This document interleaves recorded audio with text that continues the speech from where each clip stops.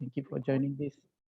Thank you for joining this session. So before I start my presentation, I would like to thank the organizers for giving me this opportunity today to present this topic on captivating forced labor with MSPO principles and criteria, or known as PNC.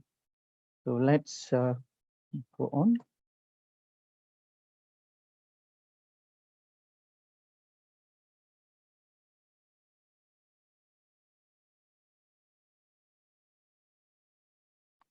As introduced by the Ms. Savita earlier, I'm Muhammad Haris bin Abdullah. You can just address me as Haris. Currently, I'm working as the manager of certification from the MPOCC. A little bit of background as an add-on on what Ms. Savita has said. I'm basically born and grown up in the oil palm plantation and worked in the plantation for more than 3 years before I became the auditor. So I started my career as an auditor since 2009. Particularly on the palm oil sustainability standards. And from there, then I take off to become the trainer and consultant before joining this MPOCC. So that's a little bit of background of myself. So this is the training outline, what I'm going to walk through you for today's 1 to 1.5 hours today. So I'm going to give you a little bit introduction about MPOCC and overview of MSPO standard, the principles and criteria, as well as we are going to get a refresh on what are the indicators of forced labors. Then I will walk through you towards the MSPO PNC, which are related to forced labors, and what is next from the MSPO standard itself. Before we end our session, we might have a Q&A session if time allows. So a little bit introduction on MPOCC, or the full name is Malaysian Palm Oil Certification Council. It was formed in 2014, which to act as the governing body of MSPO certification scheme. It was incorporated in 2014 under the Companies Act and governed by 13 members of Board of Trustees. And the listed there are some of the objectives of MPOCC, which are engaged with NGOs, institutions of higher learning, trade associations, accreditation and certification bodies in Malaysia, establish and operate a sustainable palm oil certification scheme in Malaysia, as well as establish a mechanism for certification of entities complying to the requirements of auditable sustainability standards. So these are the key objectives of the MPOCC was formed, where priorly MSPO scheme was purely managed by MPOB. So a little bit on the MSPO scheme milestone or the journey. The MSPO standard, the current standard that we are using was developed in 19 November 2013. We call it series of MS. MS stands for the Malaysian standard of 2530, and the first standard was in 2013 was launched. So under the MSPO standard, within the MS 2530, there are 4 parts, which I will explain to you after this. And from there, then it go on to the 1st January 2015, where the MSPO scheme was implemented. So you may see there is a lapse, or there is a gap between the standard launch and the standard implemented.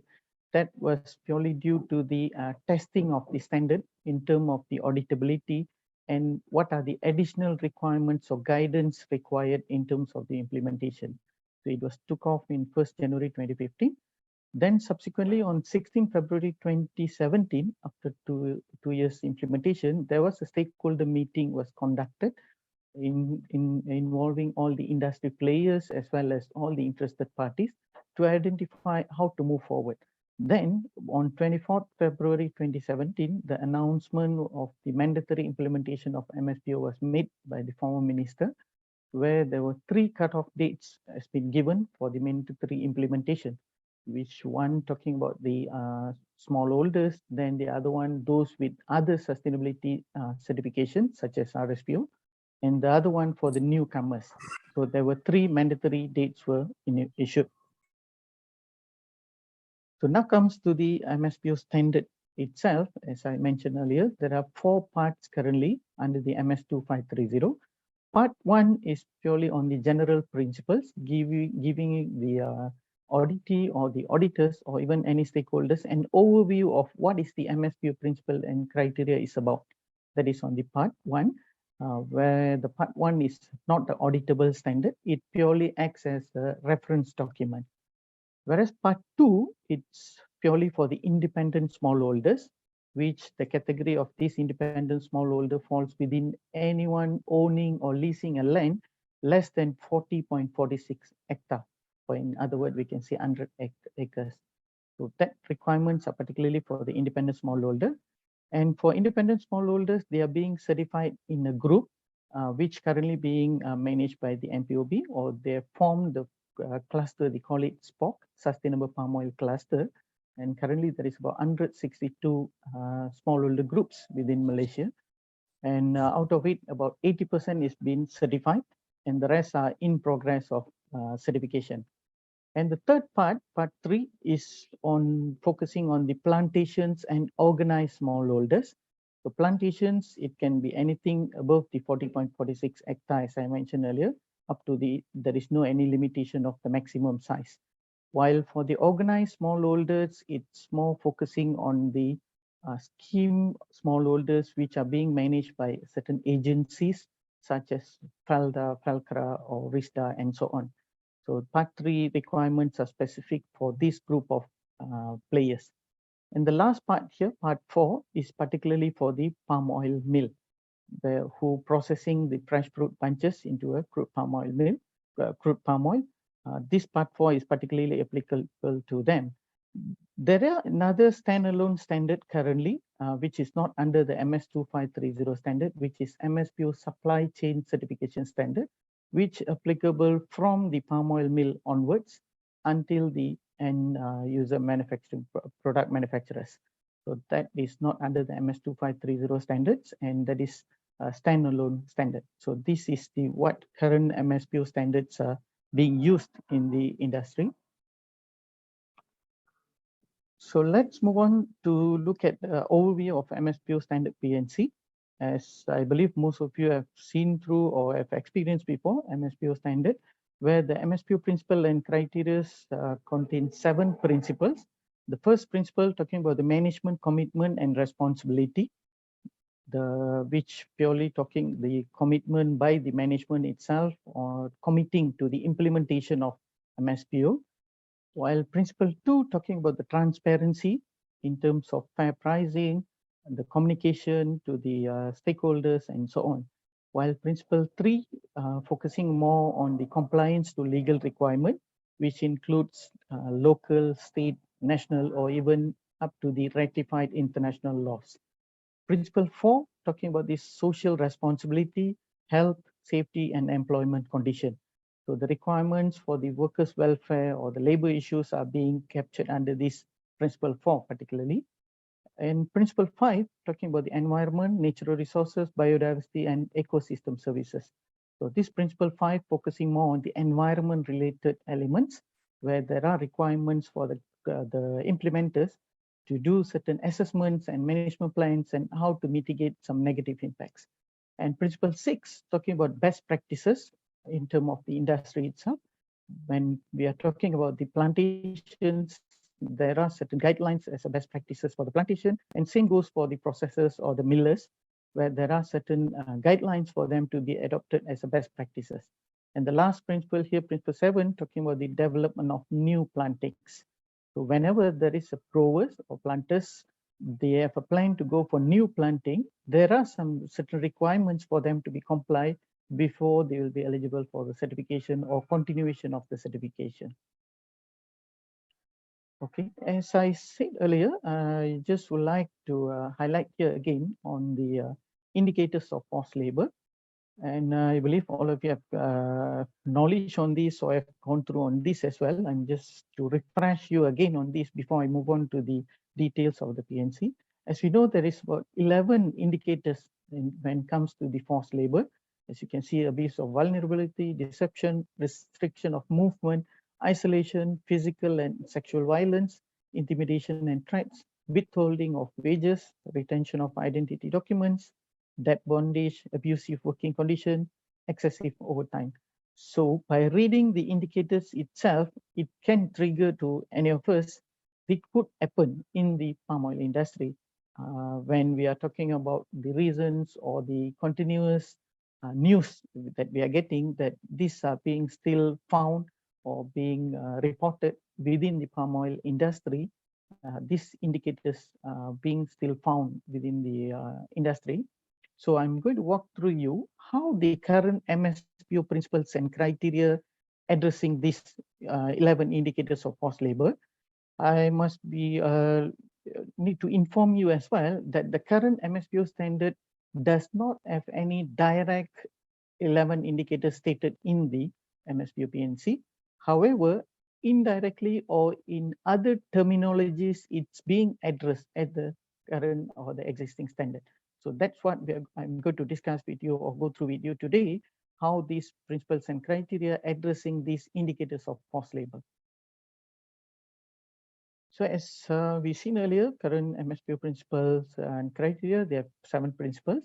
So let's me walk through you or towards the what are the principles and criteria, or particularly in terms of the indicators, because within the standard we have principle, then criteria, then goes by the indicators, where the auditors going to assess the certificate holder or the applicant based on the indicators which focusing on the criteria and the principle itself. So let's move on to the first one. Here we can see under principle 3 and 3.1 regulatory requirement. The current MSPO PNC, it's talking about the indicator 3.1.1. All operations are in compliance with the applicable local, state, national, and ratified international laws and regulations. So this is where the forced labor indicators in terms of the ILO, International Labour Organization's requirements are being captured or being assessed by the auditors during the MSPO certification audits. As we can see, sorry for that. Even within Malaysia, we have local, state, and national laws which are also covering the workers' welfare, which relates to the forced labor indicators again. In terms of, for example, we have the labor ordinance or many other acts and regulations which talking about forced labor in terms of wages, living conditions, and so on. So this is one way of how this MSPO current PNC is addressing the forced labor indicator through the implementation of appropriate and applicable local as well as international laws which are already available. So there are possibility for the certificate holders to comply or discomply, and this is where the auditors place the crucial rules to verify and check whether the certificate holder is in compliance with all these applicable laws, either local, national, or even ratified international laws in terms of the forced labor. So this is the first indicator related or relevant to the forced labor indicators. So let's move on to the second. This is under the criteria 4.1, which talking about the social impact assessment. So indicator 4.1.1 requires either the planters or the millers or any other operators. They have to comply to this indicator, which says social impact should be identified and plans are implemented to mitigate the negative impacts and promote the positive ones. So when we are talking about the social impacts, it goes back to the basis of social impact assessment. And to do this social impact assessment, the key element to be considered is identifying the stakeholders. So that will be the stage 1, where the company need to identify the stakeholders, which includes both local as well as, both includes the internal as well as external stakeholder. So when we are talking about the internal stakeholders, which is consists of the workers within the organization, it could be the laborers or it could be the staff as well. So by identifying them as a stakeholder, then this assessment, we call it as social impact assessment or SIA in short, they have to carry out this assessment to identify what are the impacts based on the operation of the either plantation or the mills. It could be either negative or positive impacts towards the stakeholders or in terms of the social. So whenever there is a positive impacts, it should be promoted. And whenever there is a negative impact, it should be mitigated. So this is one element requires a consultation with the relevant stakeholders, particularly on the workers, to identify what are the issues currently they are facing and how to mitigate these in the next plan. So this, again, another indicator from the current MSPO standard, which relevant to the forced labor indicators that we seen earlier. The next one, still under Principle 4, Criteria 4.4. Now this criteria talking about the employees' safety and health. So here, more specific to the occupational safety and health, where the indicator 441 requires an occupational safety and health policy and plan shall be documented, effectively communicated, and implemented. So we can see few keywords here which talking about documented. This shows that the certificate holder need to present this or show this to the auditors. Then they must ensure it's effectively communicated. So this will be verified through the interview with the workers, and the auditor again going to verify how this being implemented. So under this indicator, it requires a safety and health policy and plan. So what the plan should consist, it's being further elaborated in the following. So this comes under the indicator 442, under this occupational safety and health plan shall cover the following. So there are a lot of criteria or the requirements here. It starts from a safety and health policy, which is communicated and implemented. When we are talking about the policy, it always refers to the commitment from the top management of the organization. That's why we can see in, not only in MSPO, in any standards, always the first requirement will be more on the policy level. So policy is overall commitment from that particular organization. And in most of the cases, it will be signed or approved by the most senior person within the organization, stating that the commitment towards any implementation, it could be safety, it could be environment, and so on. So that's why the first requirement is on the safety and health policy, committing to the implementation.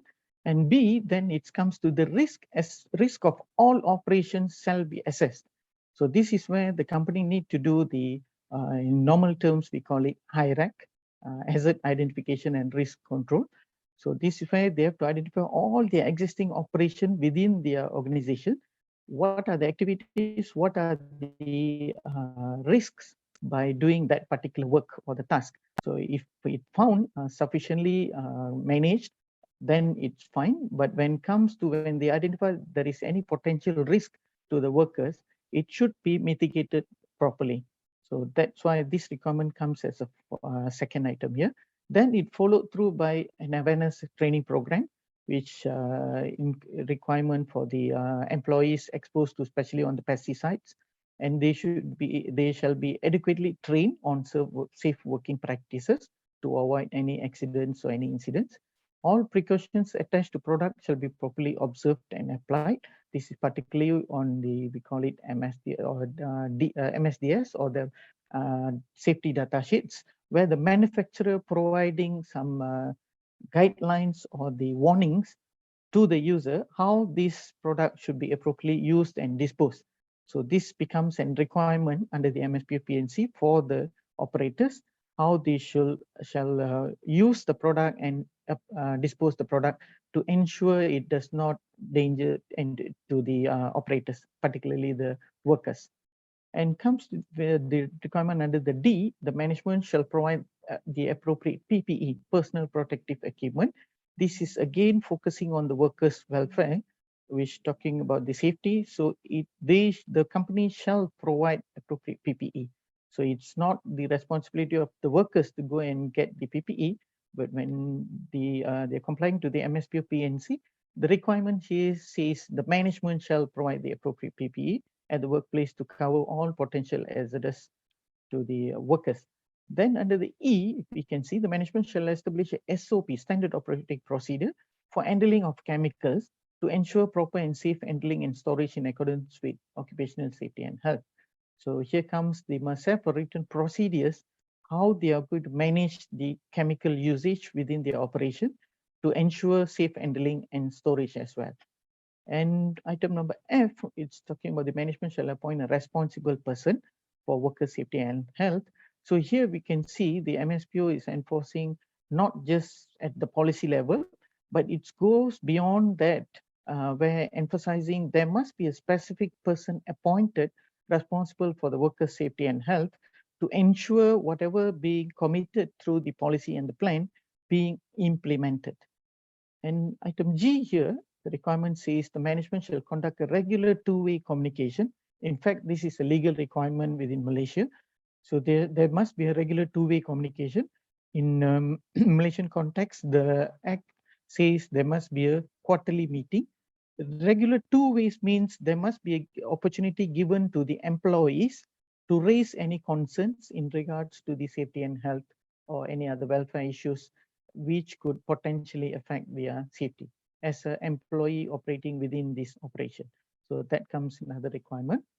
Then followed by accident and emergency procedures shall exist. So again, this requirement talking about the workers' welfare to ensure in the case of any accidents or any emergencies happen, there should be a procedure how to evacuate or how to handle that situation particularly. And these instructions shall be clearly understood by all employees.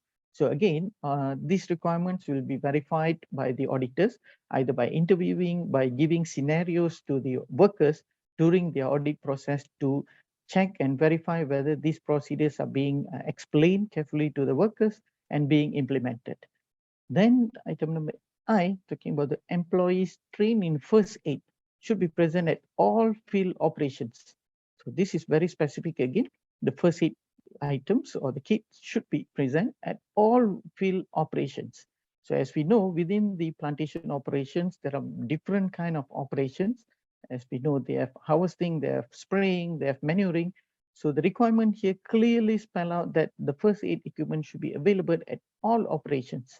So in either they are doing harvesting or either they are doing other field works, there should be a first aid uh, equipment as well as an employee trained in first aid should be present there. So this again will be checked by the auditors, who trained the person and how qualified the person, whether the content within the first aid kit or the first aid equipment is sufficient as per the guideline and so on. And the item J here, talking about the records shall be kept of all accidents and be reviewed periodically at quarterly intervals. So this is again, in the case of any accidents happen, it must be recorded and it must be reviewed periodically to check why the accident has been happened, how this could be eliminated or mitigated in the future.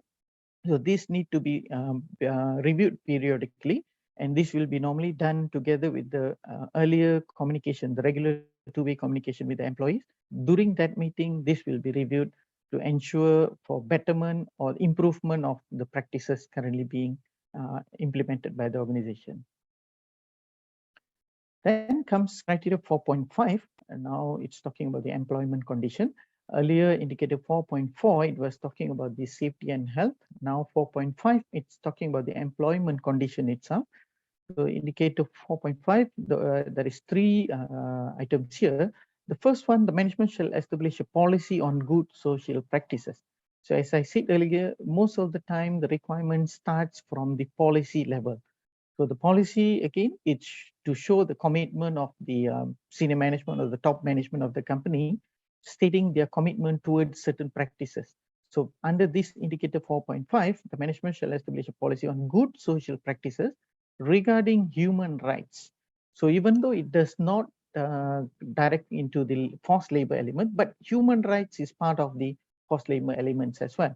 So regarding human rights in respect of industrial harmony, the policy shall be signed by the top management and effectively communicated to the employees. So the second part here, the management shall not engage in or support discriminatory practices. So again, the word discriminatory here is part of the indicators of forced labor and shall provide equal opportunity. So that the key word here again, the equal opportunity also reflects to the indicators of the forced labor, where and treatment regardless of race, color, sex, religion, political opinion, nationality, social origin, or any other distinguishing characteristic. So this indicator 4.52, it's very specifically mentioning the elements of the discriminatory to avoid any discrimination occurs within the organization by implementing this. So this will be again checked by the auditors, by either interviews or by any appointments or any promotions, how it's being done regardless of this element stated within this indicator. Then the third one, management shall ensure that employees' pay and condition. So now this third item here, talking about the pay and condition, meet legal or industry minimum standards and as per the agreed collective agreement. So the living wage should be sufficient to meet basic needs and provide some discretionary income based on minimum wages. So here, this requirement talking about the pay and condition, as we seen earlier, one of the indicators of forced labor, it could be in terms of the pay. So here, this requirement enforcing on the pay and condition as a minimum must meet the legal or the industry minimum standards to ensure the workers are paid appropriately as per their service or the contract provided. It's still under 4.5 under employment conditions. It continues with management should ensure employees of contractors. Okay, this is something additional we see here. The MSPO current principles and criteria does not only talking about the company's employee, it also the employees of contractors whenever they are being engaged. The management need to ensure the employees of the contractors are also paid based on legal or industry minimum standards according to the employment contract agreed between the contractor and his employee. So this clause particularly focus more on the triangular employmentship, where the company engage an agent or contractor, where the contractor use his own employees or the workers to carry out certain tasks. The company will pay to the contractor, and the contractor is the one going to pay the salary or the wages of the employees. So now this MSPO 4.5.4 indicator requiring the management or the organization to ensure the contractors are also paying their employees as per the minimum of legal or the industry minimum standards pay. So this is to ensure that whoever the employees, either they are permanent workers of the company or the contractors workers, are also being paid as per the minimum. Establish records that provide an accurate account of all employees, including seasonal workers and subcontractors workers on the premises. The record should contain full name, gender, date, birth, date of entry, a job description, wage, and the period of employment. So this is again to ensure that all the workers' records are properly maintained, to ensure that for any verification purposes, it can be easily verified when there is a list including all the workers, subcontractors, workers who are working within the premises. And the list, there is a requirement to have what are the minimum details to be available within the standard. And number 6, it's talking about the all employees shall be provided with a fair contract. Okay, now this requirement talking about the fair contract, where there must be a contract between the employee and the employer to ensure there must be a agreed terms and conditions before the employee being. So the requirement here, there must be a contract which is fair and have been signed by both employee and employer. A copy of employment contract is available for each and every employee indicated in the employment record.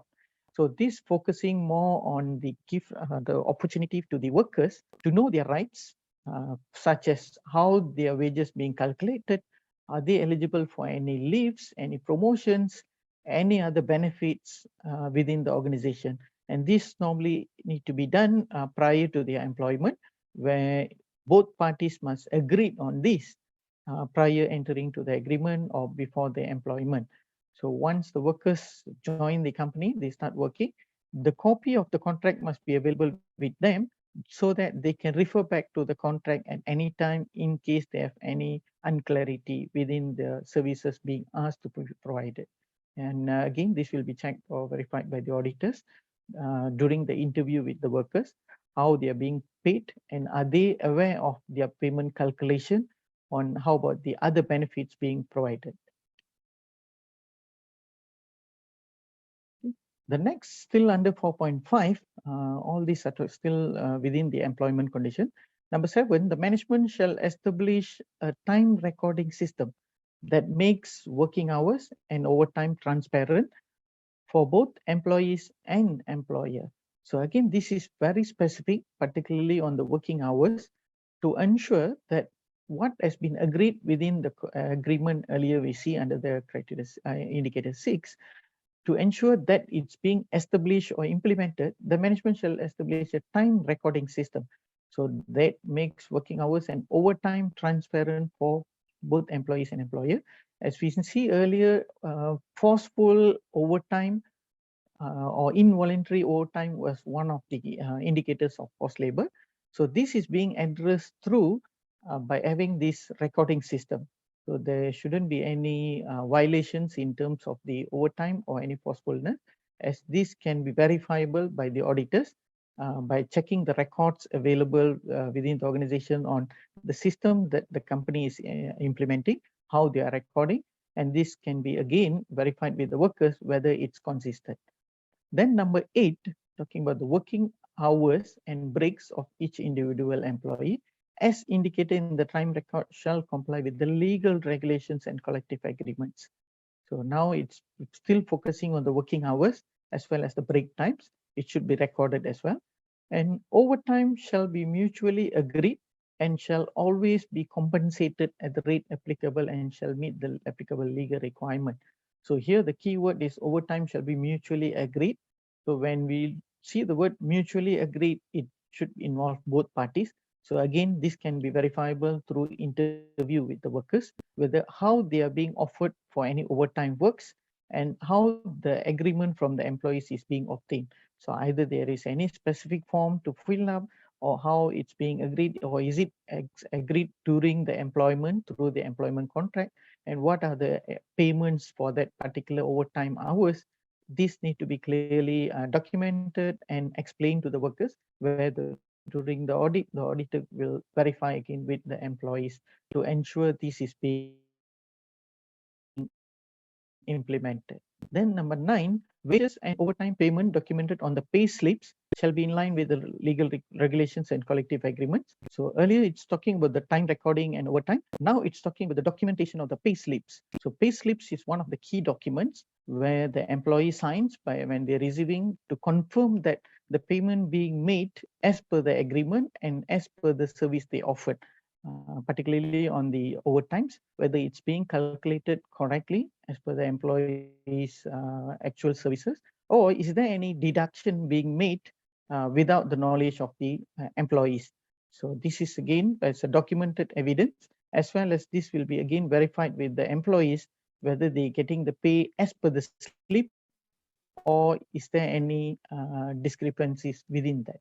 Then number 10, there are also additional requirements which talking about other forms of social benefits should be offered by the employer to the employees. So it's not just stopping at focusing about the minimum legal requirements or the industrial requirement, but it also requires the companies to consider on other forms of social benefits to the employees or even up to their families or the communities, such as incentive for good work performance, bonus payment, professional development, medical care, and health provisions.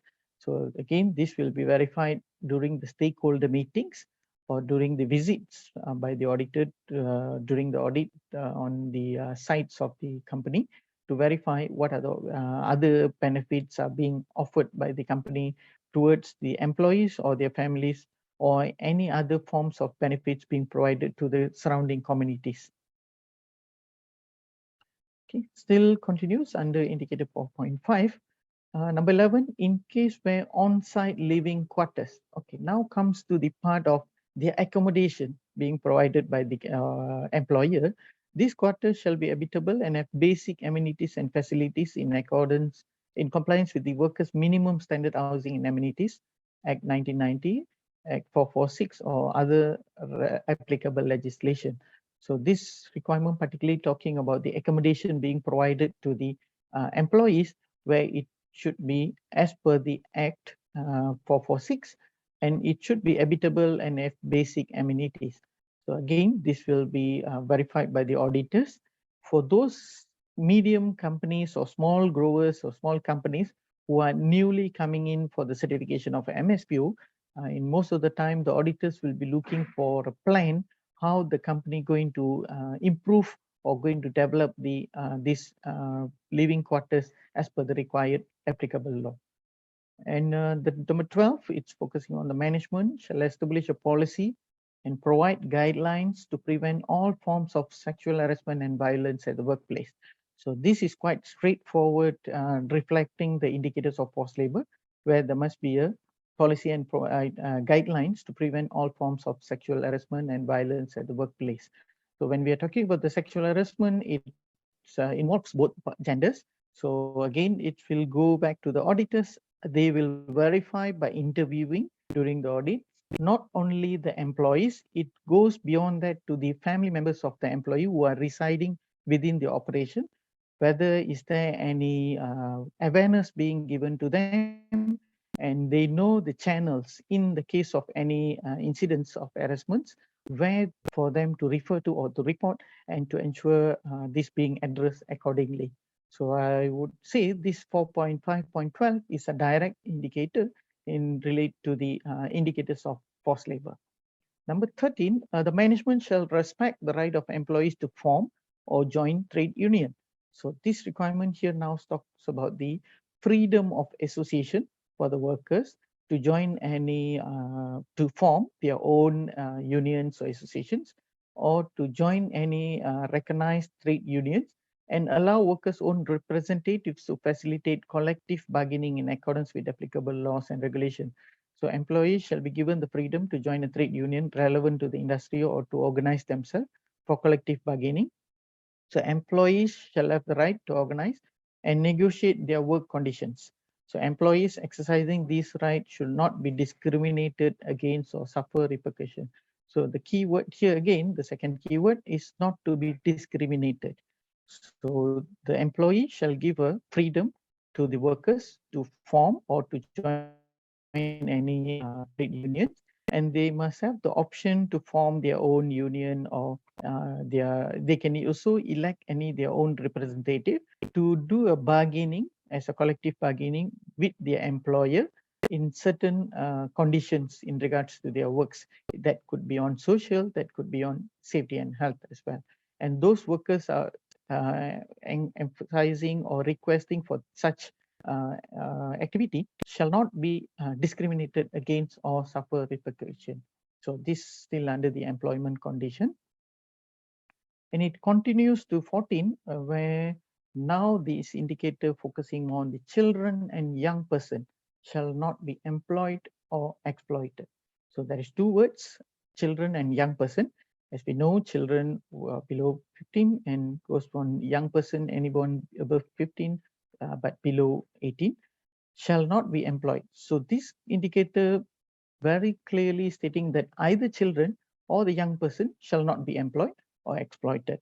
So this need to be verified by the auditors again by checking the earlier indicator where it stated there must be a worker's name list stating their name, their date of birth, and so on. So this indicator can be verified against the earlier indicator. So the minimum age shall comply with local, state, and national legislation. Work by children and young person is acceptable only on family farms under adult supervision and when not interfering with their education. So they shall not be exposed to hazardous working condition. So this leeway here for the children and young person to assist their parents in their family farms. So this requirement particularly focusing on the smallholders, the independent smallholders, where they are managing their farm by themselves, where the children can assist them within the family farms under the supervision of their parents. And it must be ensured that it does not interfering with their education. So by right during the office, school hours, these children must be in the school. So this will be verified by the auditors again if they found any children or young person found within the field during the audit as well.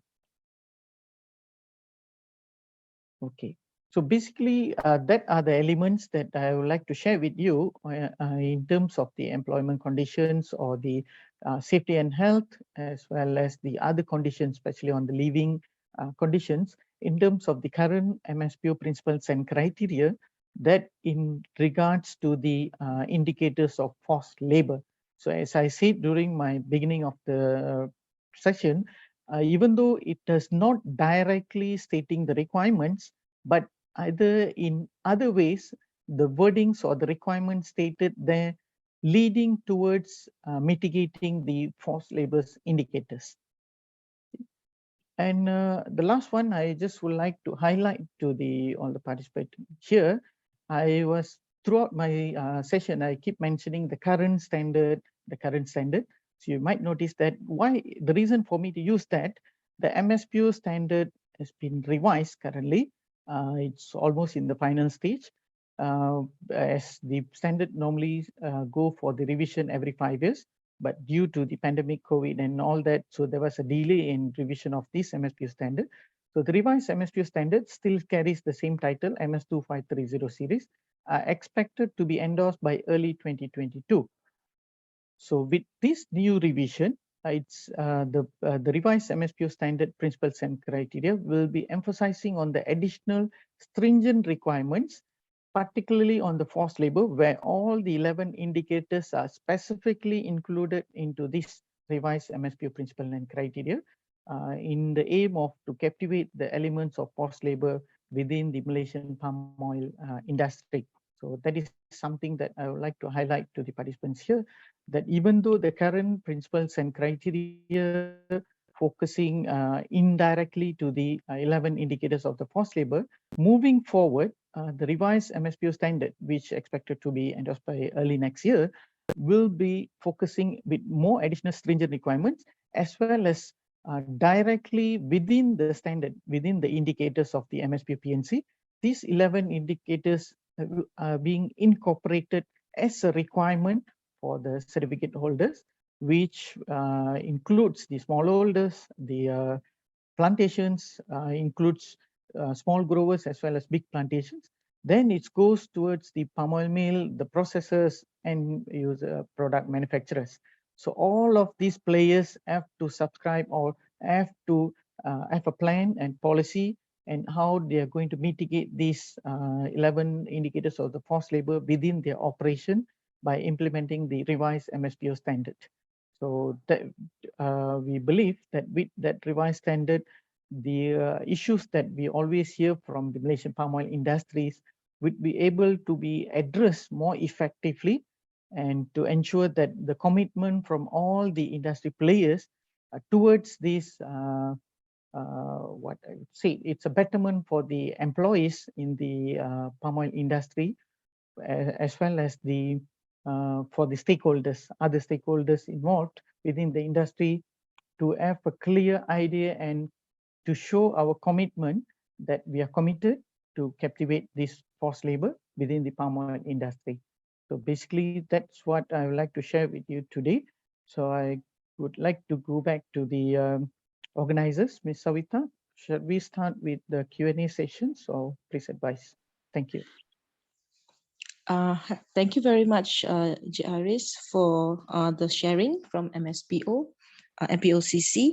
So I will be moderating the Q&A session, and there are quite a number of questions here. So let me just have a very quick look at them, and then there are quite a number of overlapping questions as well. But generally, the gist of it, the first question, I think was on everybody's mind, is that why isn't there any explicit elements of forced labor in the MSPO standard? Okay, thank you for that question. As I said, the current MSPO standard was developed back in 2013, where the intention during that time was to ensure that particularly the small growers and the smallholders being given awareness on the sustainability. That was the key objective during the initial development of MSPO, where during that time, many of the big companies, big players, are being aware on the sustainability requirements, where they go for the certifications such as RSPO, ICC, and so on. While on the other side, the smallholders as well as the medium growers, they didn't have any exposure to the sustainability. So the main aim of the current MSPO standard was developed is to give an exposure as a stepping stone for the industry players to come towards the sustainability standard. That's the reason, as I said, the revised MSPO standard explicitly including the 11 indicators within the MSPO principal standard. Thank you. Oh, thank you very much, Haris. I will just read out some of the comments. There are also comments as well as questions. Yeah. So the first question, which is actually related to why there are no MSPO, direct forced labor indicators in the MSPO standard. Let me just also follow up. MPOCC, maybe you could assist us to refer which MSPO indicators relate to the ILO forced labor indicators. So you mentioned that there are 11 indicators of forced labor ILO, which the participants have also already undergone training last week. Okay. So participants are interested to know how these ILO indicators are specifically linked to which MSPO indicators. Is that something that you can clarify, Haris? Thank you. Okay, thank you, Doctor. As I started my session, we started with Principle 3, if you all could recall. Principle 3.1, the indicator said the company or the organization shall comply to all local, state, national, as well as all ratified international laws. So this ILO comes under the ratified law, where it's a requirement for the companies to comply with. So it does not spell out one by one all the laws, but as a key criteria, the requirement says all applicable. I mean, whatever the requirements under the ratified law falls under the operations of either plantation or the mills, they have to identify, they must have a list of applicable laws within the organization. Then they must demonstrate how they are complying to this. So as I said again, it does not specifically spell out all these listed laws, but it covers as an overall where the word says all applicable laws, including local, state, national, as well as ratified international law. Okay, thank you very much, Haris. But there's also there are some questions related to the word ratify itself. Yeah. So, Mr. Amarjit, yeah, if I'm not who gave me my first auditing break. Thank you so much. Welcome to our session. Our very senior auditor from SGS. Thank you very much, and I remember you very well. Yeah. Thank you. Can I ask the question? No, directly to Mr. Amarjit. Yeah. Okay. The employment by itself should be a principle by itself, lah. Yeah, employment, as I mentioned earlier to all of you. Yeah, and human rights and employment conditions should be a principle by itself, and the criteria should be very, very detailed, so that the auditors, when auditing, will know what is the requirement, so that they can give non-conformity. Yeah. Now, or NC, it's not compliance, is non-conformity. In certification, we don't use the word non-compliance. Non-compliance is for law. In certification, if there's a standard, we call it non-conformity, NC. Okay. Another thing is that auditors can know when to give a non-conformity. Second, the organization, the estates, the plantation will know what is the requirement. They can address the requirement. So anything regarding labor rights and all that labor is not very clearly stated in the draft standard. I've mentioned so many times, it has to be very clear. The working hours are not stated. It should be 60 hours per week and 1 day rest per week, 24 hours rest. This is very, very clearly stated in ILO requirement. And we cannot use the word rectify. Are we addressing Malaysian end users or the overseas end users? So focus on your customer. Don't focus on internally, to make sure that all of us are getting what MSPO certificate. We are sustainable. They are not sustainable. We have to look at the international laws.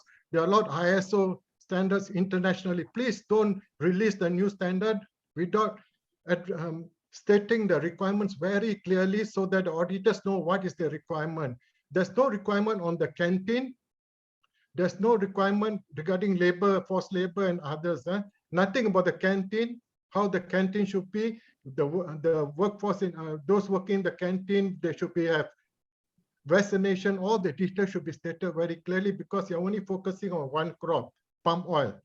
If it's RBO code of conduct or ETI-based board, we are talking about all the industries. So here you need to be very focused, so that The organization, the estate know what to do, the auditors know how to audit, and it's very clear. Now it's not clear.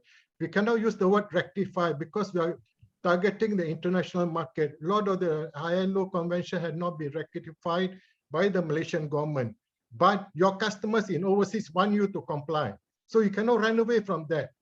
So please change all your principles. Some of your principles are actually not criteria, they are indicators. Like transparency is not an indicator. You have to have a cause-effect relationship. The indicator of cost is related to the criteria. Criteria will be related to the principle. Principle will be related to your objective. So please do it properly. Your definition of child is wrong. Your requirement for child is not right. You can improve on it. So please don't just create a standard for creating a standard. We want to create a standard to show to the world that we don't have forced labor. The organization, even big organization, even can mention the name because they're in paper, they're in plantation, in glove industry, even in recently Dyson. I don't blame them because the standard not very clear. It should be very clear what you can do, what you cannot do, a requirement. Be more detailed. Okay, and don't use the word rectify because you need to meet all your customer ILO convention which they subscribe, not ours, unless you're focusing within Malaysia. Huh? Okay, I don't know where our friend Mr. Haris went to. No, I'm here. Yeah, so please do not release the standard, revisit the standard. The definition is wrong. In the new draft standard, even you refer to some places about tourism standard instead of ISO standard regarding sustainability. You never refer to ILO standards or conventions and all that. Please, even SA 8000, look into it. ETI base code, we have a lot of standards, international standards. So please focus on the international standard. Don't focus internally. Your accommodation is totally wrong. I'll be frank with you. You need to say that what needs to be done. Accommodation must have this, this, all detailed. Because it's for the palm oil specific for the industry, and the outside NGOs or whatever are attacking us, you should make sure you are meeting all the requirements. Child and young worker is not the same. You cannot dump them together. I send you what need to be written. It should be a principal employment. Okay, please, there's a lot of things, but we focus on forced labor. You need to tell what is forced labor. I think you have MPOCC have got everything wrong. Yeah, please get it right. Don't release the standard. In fact, we cannot blame MCO about it because MCO still you can use your computer, you can use to make all these things up. So please, and even like safety or employment, what do you call it? Employment policy should be clearly stated what should be in the policy. One of it, there should be no forced labor. There should be respect for the workers. Yeah, and the dignity of the workers should be stated in the policy and all that. Discrimination should be very detailed. So you need a special criteria on employment, forced labor law, employment policy, child labor and young workers, different criteria for discrimination, different criteria for working hours, different criteria for harassment and sex, this whatever it is, and also different criteria on others like, so it should be even forced labor, you should have a criteria by itself and very detailed to show to the world we know this is the requirement. Okay, I think I talked too much. So please focus on forced labor and ILO convention and ISO standards we have. Don't focus on tourism standard, shipbuilding standard. Yeah, in your reference, you can see some of your draft standard, you have all that. Okay, thank you very much. Okay, thank you very much, Mr. Bajid. Noted on your concern. I just would like to highlight, if as an scheme owner for this MSPO standard, the revision was developed, we as a secretariat. So there was a working committee being established where involved all the relevant stakeholders together. They decided and come up with the requirement. So it's not the MPOCC requirement which has been reflected in the revised standard. So I would say rather the collective agreement of the stakeholder. But I'm well noted and take note of your comments that we can consider within the revision since the standard is still not endorsed. We really take note and appreciate the comments that you have provided. I believe you have given the certain comments during Can the you public give comment comment? as well. Excuse Yeah. me, sorry, I have to cut Yeah, you off. Mr. Abid. Okay, the draft standard, every page definition, child labor, everything got what do you call it? Got wrong definition. You follow international standard, don't follow Malaysian law. The law also you cited is wrong. Okay. Child labor, you don't use the criminal law on children as a definition of child, you know. Child Malaysia for working a child, there's another law on that, but internationally we know it's 15 years and below. What you can do, what you cannot do, young worker, what they can do, what cannot do, what's the age. So don't create your own definition, Malaysian definitions and all that. You're not focusing on internal market, you're going for the external market. And technical working groups should be very competent in SAA, all the forced labor related standard like SAA 1000, ETI base code. You know, we have so many. Even SADC, CIMITEC requirement or whatever, RBA code of conduct, all this they should know. We cannot create the technical working group. Your MPOCC should be guiding them. This is not RSPO, where RSPO is a membership organization. The members decide what the standard should be. You all cannot. This is a Malaysian standard. You look stupid on the ministers if they say we have a sustainability standard and their technical team point out all the details. This is wrong, this is wrong. We need to get foreign exchange, and this only by exporting overseas. So we have to meet the international requirement, not your technical working group requirement. So please cancel all the standards. It's very easy to create a standard. I think most of the members who are in this meeting also can help you if you don't understand. Don't focus only on, this is not the technical working group standard, it's Malaysian standard. And listen to everybody, especially these members who are in this meeting, they may have a lot of ideas for you all, how to improve. We are talking about continual improvement. Okay? Okay, thank you very much. Thank you, Mr. Majid. Thank you very much, Mr. Majid, for your comments. Also very constructive. Thank you very much. We have also Mr. Robert, who has been raising his hands. Mr. Robert, would you like to ask a question? Thank you for allowing me to share my opinion. I also heard from Mr. Majid Singh's comment. I also look into this. I raised several comments also in this presentation. I'm one of the member involved in the working group for the revised standard as an expert in terms of the coming from the certification body. I put in a lot of my comments and a lot of discussions going through the last, I think, easily 9 months. If Harris can confirm this, over the period of actually 9 months picking up in this case, even though the MOC has impacted the entire movement for the revision of the standard, but then it did not actually hamper it. People are still very much sharing, participating in all the relevant dates assigned for the working group to virtually meet and discuss and argumentations and run over time into several cases or so into very late in the evening to clear out whatever needs to be cleared out. Of course, there are still a lot of definitions being defined in the revised standard, which is a lot of argumentations on all those where all this input for the definitions such as child labor, such as forced labor, such as trafficking, and everything is all actually laid out in the guidelines in this case, plus also MPOCC. Also, I'm not defending MPOCC, I'm talking of facts that I'm involved in a working group, and we've been pushing very hard to have proper guidelines come out to define this, how actually to be interpreted this. And of course, in the working group itself, you have the industries members coming up, you have the NGOs, you have the accommodations, you have all kinds of stakeholders involved in the revision of the standards, arguing on what is right, what is wrong.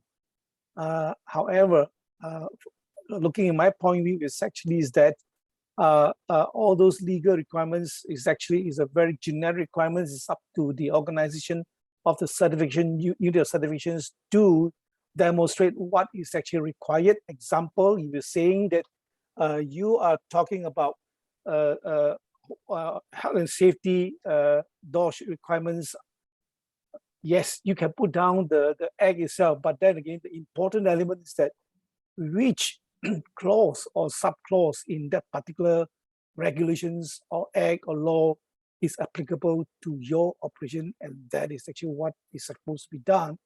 in any compliance of the legal requirements, including whatever you're working on in this aspect. In one stage, we are arguing if there is no legal requirements applied into the Malaysian scenario where there's no law, no acts, actually, what do you refer back? You always refer back to the international legal requirements or the ILO convention that is actually required to comply. And that has actually been targeted on and also been argued a lot in this aspect. So all ratified ILO conventions are actually part and parcel of the requirements where the plantations or the economic operators have to comply to demonstrate that they are actually in compliance with those requirements. Otherwise, an NC will be raised if they are not in compliance. This much I can say at the present moment. Again, that actually is that every single economic operators along the supply chain of the oil palm industries needs to comply whatever actually been outlaid there and demonstrate how to comply and how actually the auditors need to verify and justify that actually the compliance are met according to the indicators of the applicable standards that they are in that supply chain of the oil palm industry itself or the palm oil industry, whichever way you want to describe it actually. So needless to say, there are still a lot of improvement. And I would say that I'm not citing MPOCC here. I'm looking into a bigger picture, how to move forward in this aspect, because I'm one of the critics in the working group, which actually nobody likes me when I raise something. Thank you very much. Can I give a feedback on your comments? Okay, thank you very much. Really, Robert, is it? Thank you very much. Okay, actually, this is a, we are talking about forced labor is part of sustainability, part of CSR and all that. Huh? What we are trying to say is even safety, you should be very clear so that the industry also knows what is forced labor. Now, if you tell them that in a contract, you cannot be talking about triangulation, it's about contract substitution, you want to substitute contract, you should be very clear that when you substitute the contract, the terms and conditions should be better than existing contract, and the contract should meet the local law. Always, sustainability requirement is more than the legal requirement. You cannot use law to justify that we are doing this, we are doing, it should be more than that. So look at international standard. Even ISO has come up with a standard how to include sustainability, you know. So let's say like I was talking about child labor requirement. You just have to write no child below the age of 15 shall be employed or exploited. Second, maybe I have given some example. Young worker is above who are above 15 but below 18 shall not be exposed to hazardous working condition, work overtime or working during night hours. All these must be very clear so that it's not that we need auditors have to give objective evidence. They cannot justify why I'm giving. If the requirement is there, then they can give the compliance. And also stated if young workers are subject to compulsory education law, they shall work only outside the school hours, how much they should do. It should be very clear. So the industry, you know, now our industry, when they export, their product get detained. And we wasted 2 years in coming up with this, you know. It's so simple. You just have to see RBA, ETI base code, SA 8000 and other standards. They are very clear. So why waste your time in arguing? We don't argue. We need to meet the international standard. We don't have time. And then we are saying it's politics. The foreigners don't want to buy, EU don't want to buy. It's because our standards are itself not very clear. The requirements are not very clear. Yeah, please. I know you are the expert. You need to be more, what you call it, pushy that we meet the international standard. Don't meet Malaysian standard. Malaysian standard must meet. That's the reason I say don't use the word rectify, because internationally discrimination, they want the thing to be there. And it's very clear what needs to be stated. There shall be no discrimination in hiring or recruiting, whatever, you know, in providing training, all should be really stated there. Yeah. So please don't release the standard. Even the last standard I already given on biomass is totally wrong. I'm more interested in forced labor. It's not very clear, the forced labor here. I think other members of this meeting also can give their opinion about the forced labor. Please do not, MPOC should not defend itself, should not pass the buck to the technical working group. They should be the experts who knows what is happening. And if not, Okay, thank you very much. I think that's more than enough. I want other members to have their own, to give their feedback. Thank you very much. Thank you, Mr. Hamajit. Encik Haris, would you like to comment or reply? Okay, thank you, Doctor. As I said, Samarjit, and thank you, Mr. Robert, as well. Thank you for the comments. We really take note of the comment. I just would like to again and again emphasize that as a scheme owner, we are not enforcing or putting our requirements within the standard, as it is a collective agreement of the stakeholders, which involve the local and international stakeholders, where everybody sit together and discuss each and every principles, criteria, and indicator, where this also being referred to the respective ministries as well as the legal advisors, whether this is sufficient, whether this is applicable, auditable, and implementable.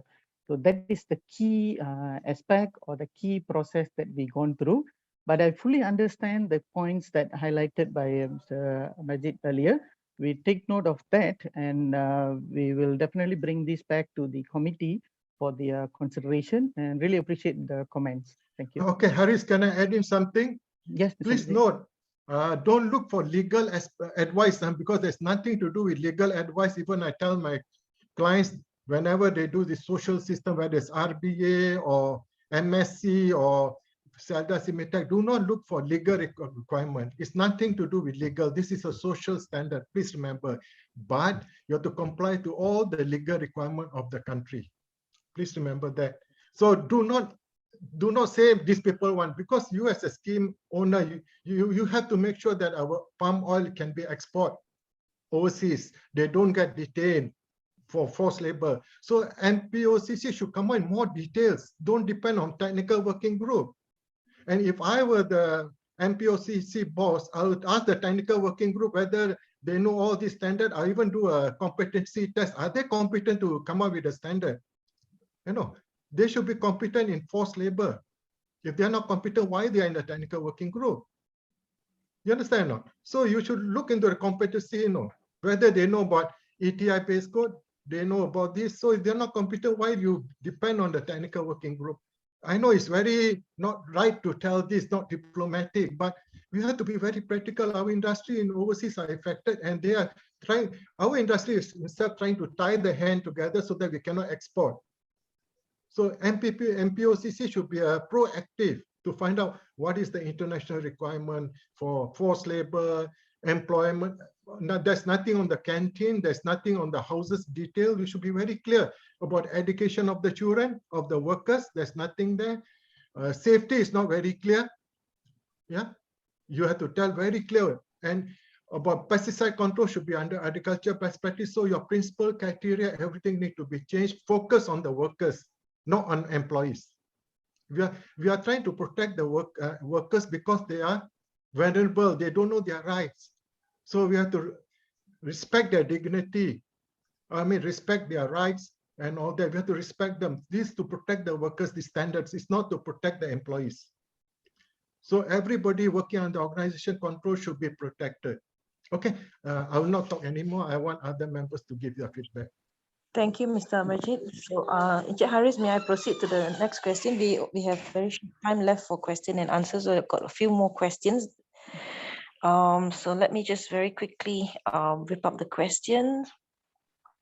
Okay, actually, one of the questions is that why is there a need for MSPO when there is already an existing RSPO standard? Okay, RSPO is a voluntary scheme where it goes on the membership basis, whereas MSPO is an initiative or the commitment from the Malaysian government to ensure that all oil palm products as well being produced and being exported are being sustainably certified. So that's two different objectives there. That's the reason we have two different standards. Thank you.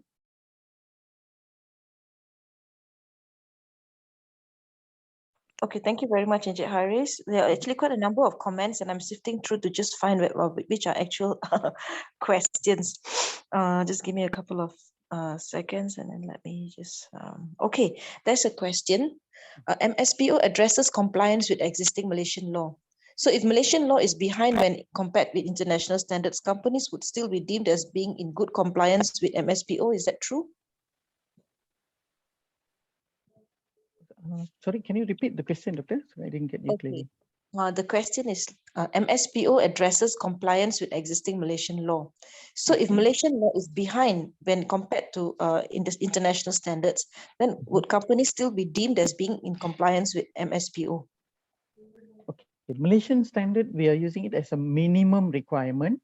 So if the company would be able to comply to international standards, it's really welcome and appreciated.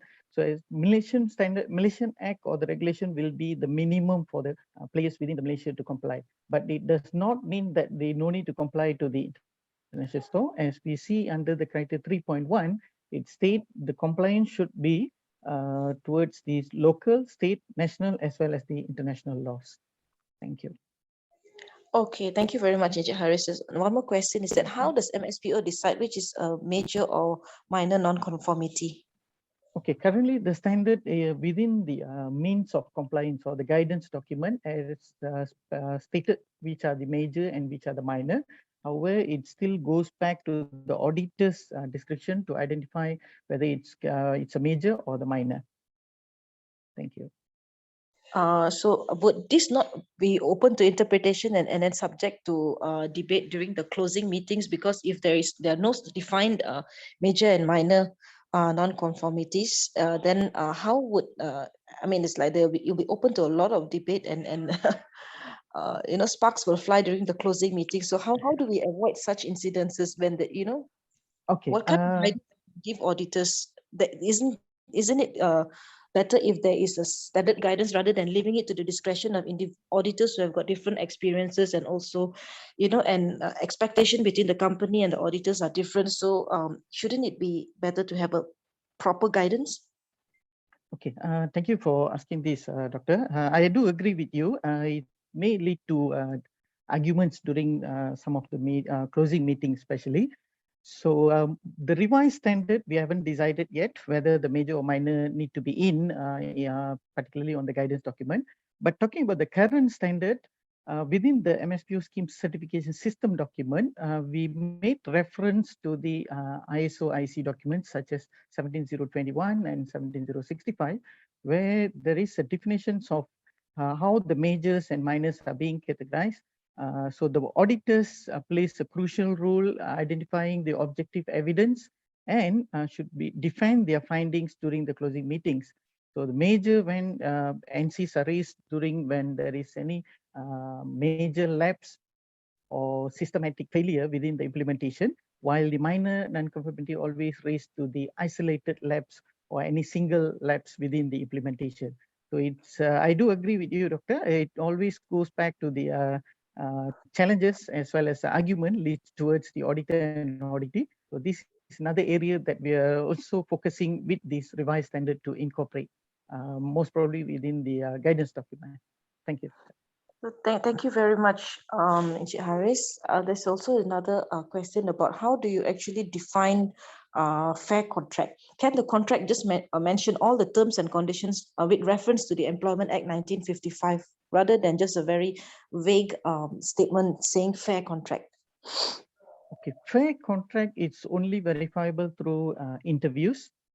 Fair here means it fair to both parties. That means the person offering the contract and the person accepting. So it is verifiable through the interview with both parties, whether they enter into this agreement on mutually agreed terms and it reflect the terms and condition within the standard, within the agreement is fair and not single-sided. It should be both benefits to the offerer as well as the receiver. That will reflect the word, how we are going to verify the word fair contract.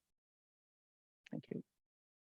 Thank you very much, Encik Haris. So the next question is that, is it acceptable if minimum wage worker, workers, just let me see about the minimum wage now, sorry, just happened to just slip off.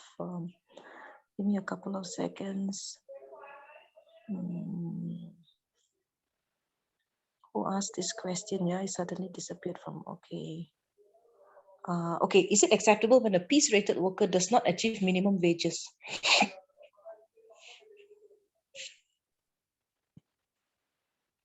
Encik Haris, is it Yes. acceptable when a PHIR-rated worker does not achieve minimum wages? No, within the minimum wage order, it's clearly stated how to calculate for the piece-rated workers. So they still have to comply to the minimum wage. There is no any leeway for them for that. Okay, the next question, thank you very much for your answer. The next question is, while we have minimum wage order, is there any national standard on minimum performance requirement? If there is none, what can employers do to ensure minimum performance requirement is met by employees without risking being labeled as practicing forced labor? Thank you. As I know, currently there is none, and I don't have any reference for that at the moment. We'll try to update once we get any further details on that. Will that Thank be you, okay? Encik. Thank you. Yeah. Okay, the next question is, MPOCC, do you think all certificate holders can comply to all under 4.3.1.1? Yes, currently they are complying. Otherwise, it will be become a finding during the audit, and the organization or the company need to take the required correction as well as the corrective action to address the issue. So there is no way we can say a particular company comply to one criteria and they are not complying to another. No. Thank you. Okay, thank you very much. So there are other questions here. Just give me a second. Maybe we can take one more question, I think, Doctor. Okay, one more question. Yeah. So let me just Yep. very quickly go through which question is the one that I think will be the best. Actually, okay. Okay. Okay. How can contract established when undocumented workers do not have legal status to do so? Okay, that is definitely a no, because when the moment we consider them as undocumented, it's already illegal to employ them. So of course, there is no second thought on having a contract with them. So they're already non-fulfilling the requirement of the compliance to the legal requirement itself. Okay, so I think there are quite a number of questions, but I think that this is as much time as we have, because we also have another session and we will be having a 10-minute break from now, and our second speaker will come at 11 o'clock. So I would like, on behalf of my project and also the British High Commission and the University of Nottingham, Malaysia, we would like to thank you and MPOCC for so graciously accepting our invitation to speak and share the MSPO standard with all participants. And we hope that we can collaborate in the future. Thank you so much for your time and your effort and for your sharing. Thank you so much. Okay, thank you, Doctor. And on behalf of MPOCC, I also like to thank the organizers, especially Dr. Savinder, as well as we do really appreciate the participants here for all the comments. We take note of your comment and sharings that you have given. Really appreciate that. And I do agree with the comment that let's together look forward for the betterment of our palm oil industry in terms of the sustainability. So with that, thank you very much for this opportunity. Stay safe. Thank you. Thank you, Encik Haris. You stay safe too. And to all participants, we have 9 minutes before 11. So I would like to suggest that we take a 9-minute break and then we come back at 11. And our second speaker will, from RSPO, Mr. Prasad, will then give his sharing. Thank you so much and see you at 11. Thank you.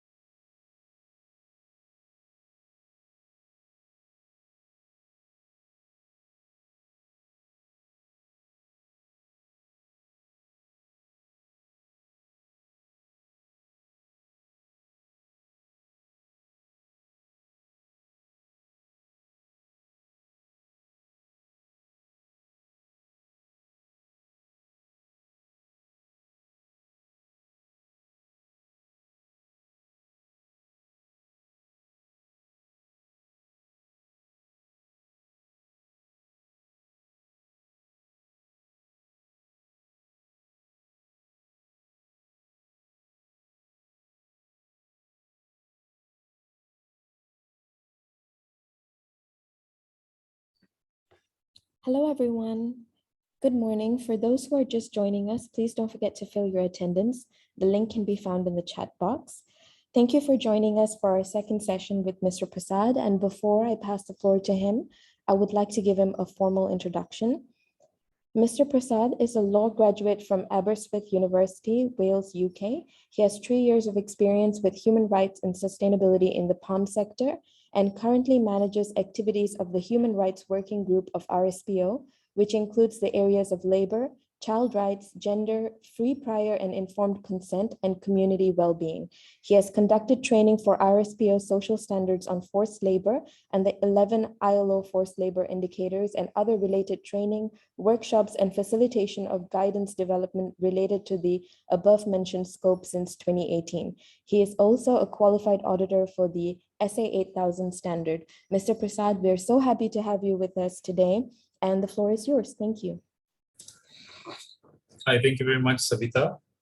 Good morning, everyone, and thank you for having me today. Thank you to the organizers, Nottingham University, Dr. Karmatashi and Julia, and the rest of the attendees here today. So today, I will be taking you through the RSPO standards on social compliance, as well as some of the guidances that we have. And of course, we'll have a Q&A session at the end to go through some of the clarifications you might have. So just give me a minute to share my screen and we can get started.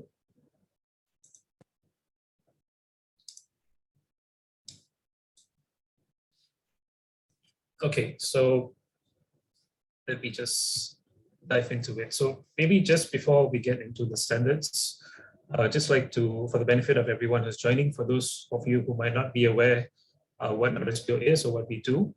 So we are a global nonprofit organization. We are an international membership and certification-based organization, and we were established in 2004.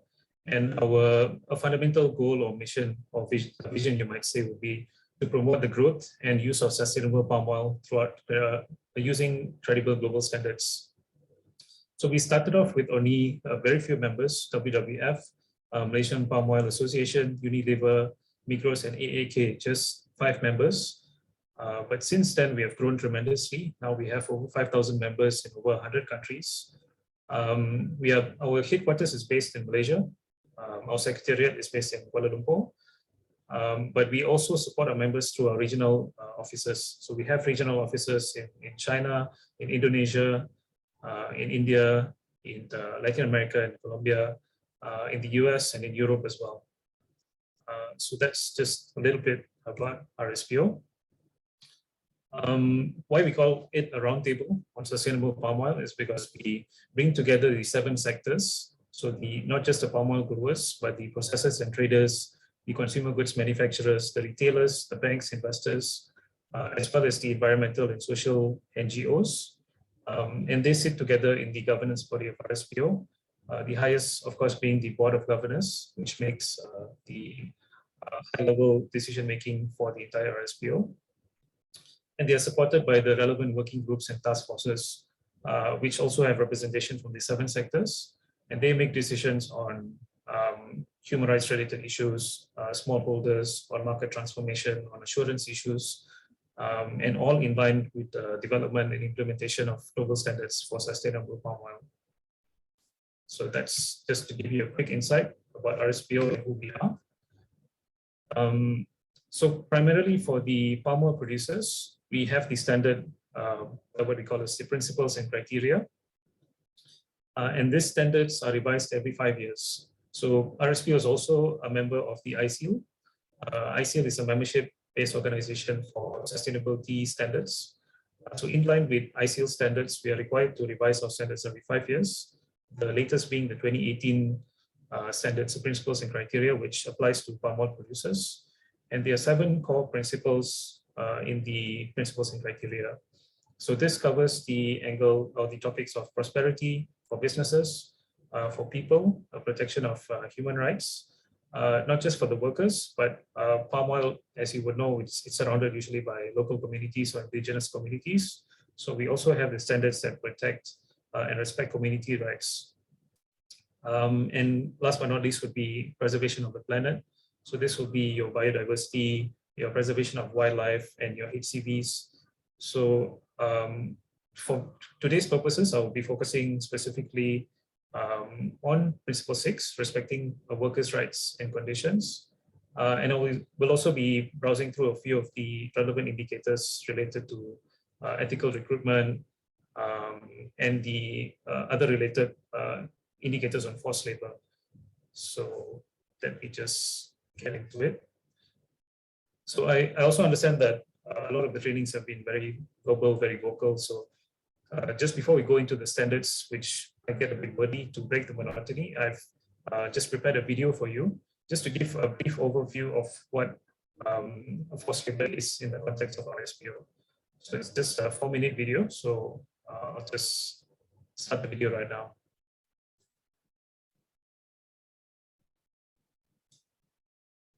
Prohibition of forced labor or trafficking. Forced labor is a term that describes a number of different situations.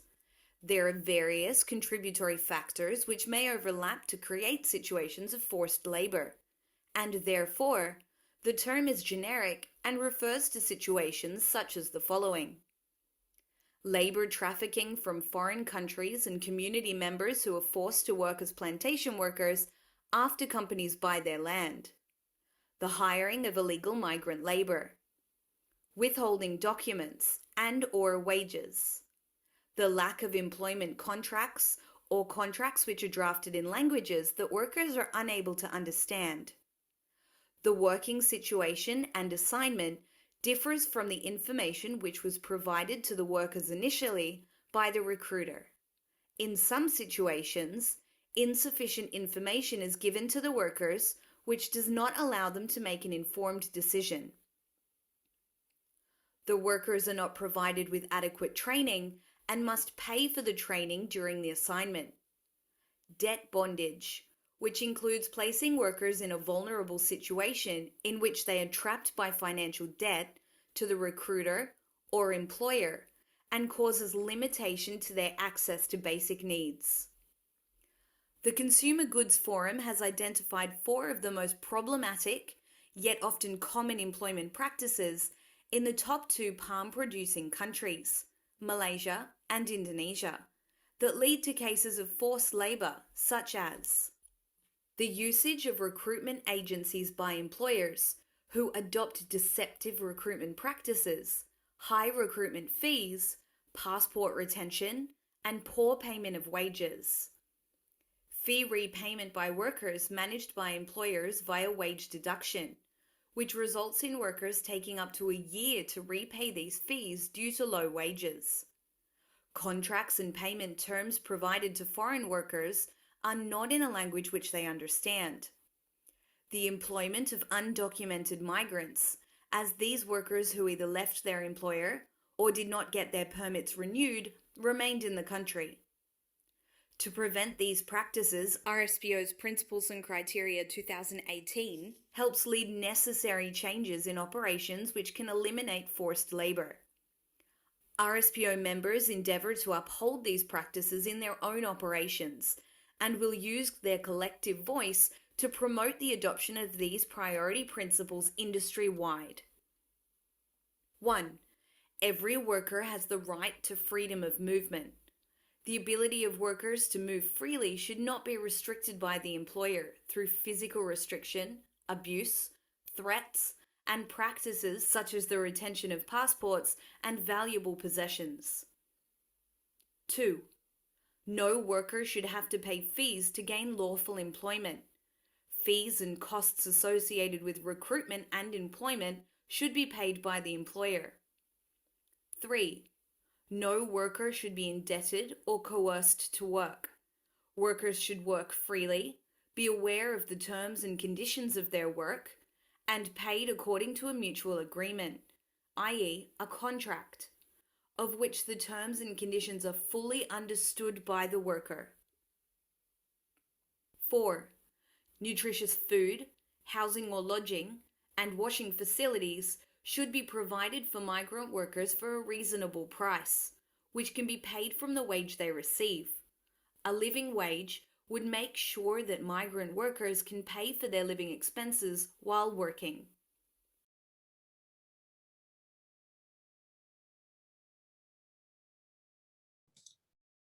Okay, so thanks for your patience in watching that. So that just gives you a broad overview of what RSPS principles oversee in terms of protection of the rights of workers and also forced labor. But we will be going through the individual indicators. So similar to, I guess, the MSPO standard, we have our principles, our criteria, and our indicators. And these would be the normative indicators during audits. So this is what the auditors will be looking for to check against during the audit process. And also at this point, I think before going into this, just to highlight that these principles and indicators are meant for the global standard. So they are this is the standard in which all our palm oil producers will be complying with globally. But we also have the allocation of the national interpretation. So if a country, for example, Malaysia, the stakeholders in the country feel that some of the indicators need to be interpreted locally, they have an allocation to come together as a working group and to decide on what the interpretation would be. And this interpretation, of course, cannot dilute the original standards of the PNC. And once they have submitted it and if it's gone through the approval process, this becomes and once it's endorsed, of course, this becomes the standard for that respective country. So we have, I think, if I'm not mistaken, either 9 or 11 national interpretations right now that have been endorsed. So that becomes the interpretation for the respective country. But the overarching standard would be, of course, PNCs.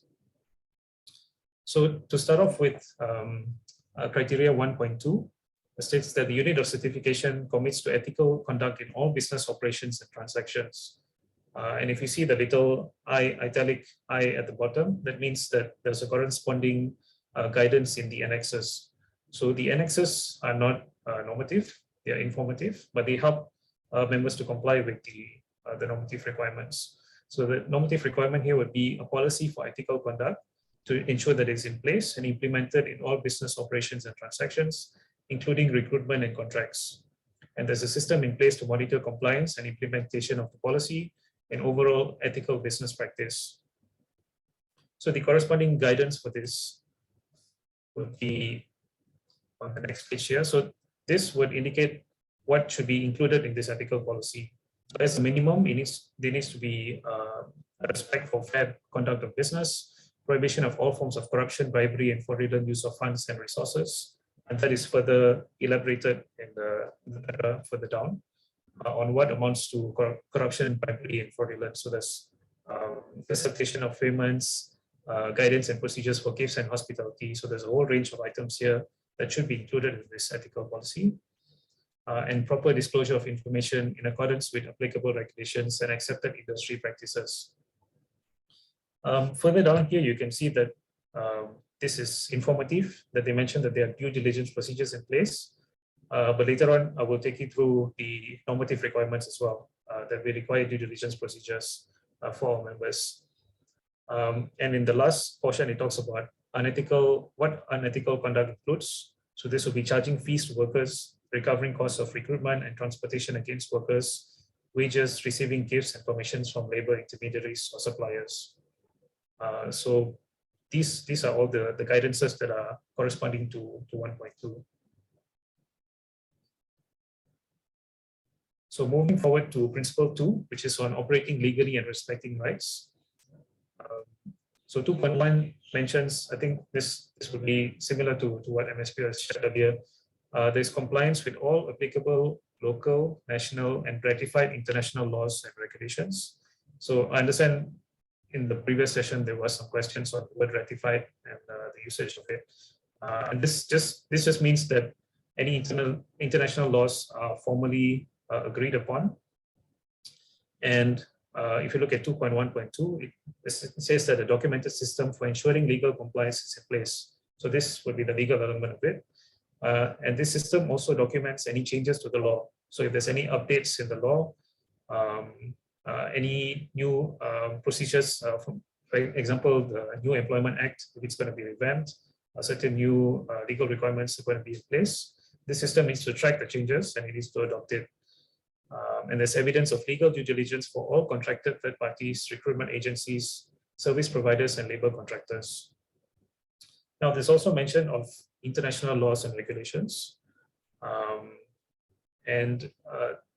The companies are also, RSPO members are also required to adhere to international laws and regulations. And what this means is, if you look at the first para, second sentence, it includes laws made pursuant to a country's obligation under international laws or conventions. For example, Convention on Biological Diversity, ILO core conventions, UN guiding principles on business and human rights. And the last sentence, I think, refers more to the local communities, most of them. So what this means, for example, is that Malaysia recently has ratified ILO 29 on forced labor, the Convention on Forced Labor. So this needs to be included. But there are also some of the international requirements that don't necessarily need to be ratified by a country in order for the business or the company to adhere to it. And I'll touch on this in the slide after this. All the key international laws and conventions that RSPO refers to are documented in Annex 1 of the RSPO principles and criteria. So you can see all the Dhaka principles, the ILO conventions, all the respective laws that have been referred to. In coming up with the standards, it's all documented there in Annex 1. So as I mentioned earlier, there are certain international laws that don't necessarily need to be ratified by your country in order to be realized and promoted by your company. So for one example would be the ILO Declaration on Fundamental Principles and Rights at Work.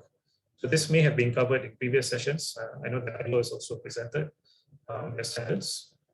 But what this covers would be freedom of association and effective recognition of the right to collective bargaining, elimination of all forms of forced and compulsory labor, the effective abolition of child labor, and the elimination of discrimination in respect of employment and occupation. So while all of this is already covered in the RSPO principles, which I'll touch on later on, it's just to highlight that a declaration such as this need not be formally ratified by your company in order for the business to promote this.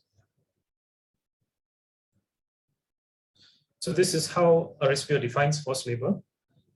And as you can see on the right-hand side, most of the sources are based on ILO definitions. So the fundamental concept, which I'm sure all of you are already familiar with, having gone through all the numerous trainings organized by Nottingham University. The two main principles would be the menace for penalty and the voluntariness of the worker to work. And this is further defined in the three elements. So work or service refers to all types of work occurring in any activity, industry, or sector, including in the informal economy. Menace on any penalty refers to a wide range of penalties used to compel someone to work. And involuntariness, the term offered voluntarily, refers to free and informed consent of the worker to take a job and his or her freedom to leave at any time. So this includes things like contract substitution and deception. If a worker is promised a certain set of conditions or terms in their home country, it needs to be mirrored when they arrive in the destination country and in their work. And if it's not, if it's different, if there's deception, this would amount to forced labor. So there is a specific criteria which touches on forced labor indicators, which I will come to shortly. But this is just to highlight what is the definition RSPO has on forced labor. Now we move to the definition of intimidation and harassment. So this basically, to summarize this, it would basically cover things like threats, not just for workers, for women, sexual violence against women to silence them, and also the inclusion of HRDs, so human rights defenders, because this is a standard that covers our members globally. In some parts of the palm oil producing regions, for example, Latin America, there's numerous threats towards physical threats towards human rights defenders. So this falls within the definition of intimidation and harassment. So any sort of coercion, any sort of threats, this would be covered in the definition. Recruitment fees. So this is how we define recruitment fees, pertaining to costs and expenses associated with recruitment of and hiring of workers, recruitment and agent service fees, documents processing, employer required skills and medical testing, training, documentation, visa, work permits, transportation from the sending country to the point of entry and return, administrative and overhead costs. So I'm sure that you would realize that passports is not a part of this definition. While it is a best practice, and we are aware that ILO's best practice is to include the payment of passports by the employer, but currently in our 2018 standard, it is not, it is silent on this. And this is in line with ILO 181 and the Dhaka principles. So this is how we defined it. Traffic labor, how we defined it, is a form of exploitation that results from the recruitment, transport, transfer, harboring, and receipt of individuals to perform labor or service through the use of threat or any form of force or coercion, abduction, fraud, deception, abuse of power, etc. So this is how we have defined traffic labor. So moving into principle 6, so this is our primary principle for the protection of workers' rights and conditions. 6.1 talks about discrimination and the prohibition of discrimination. So 6.1.1 basically talks about the fact that there cannot be any discrimination and there should be equal opportunity documented in policy. And there should not be any discrimination in terms of ethnicity, caste, national origin, religion, gender, sexual orientation, etc.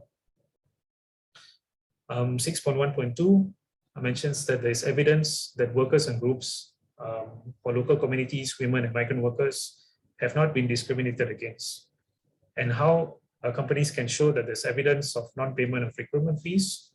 I'll just move to the next slide. If you can see the second last paragraph. So examples of evidence for indicator 6.1.2.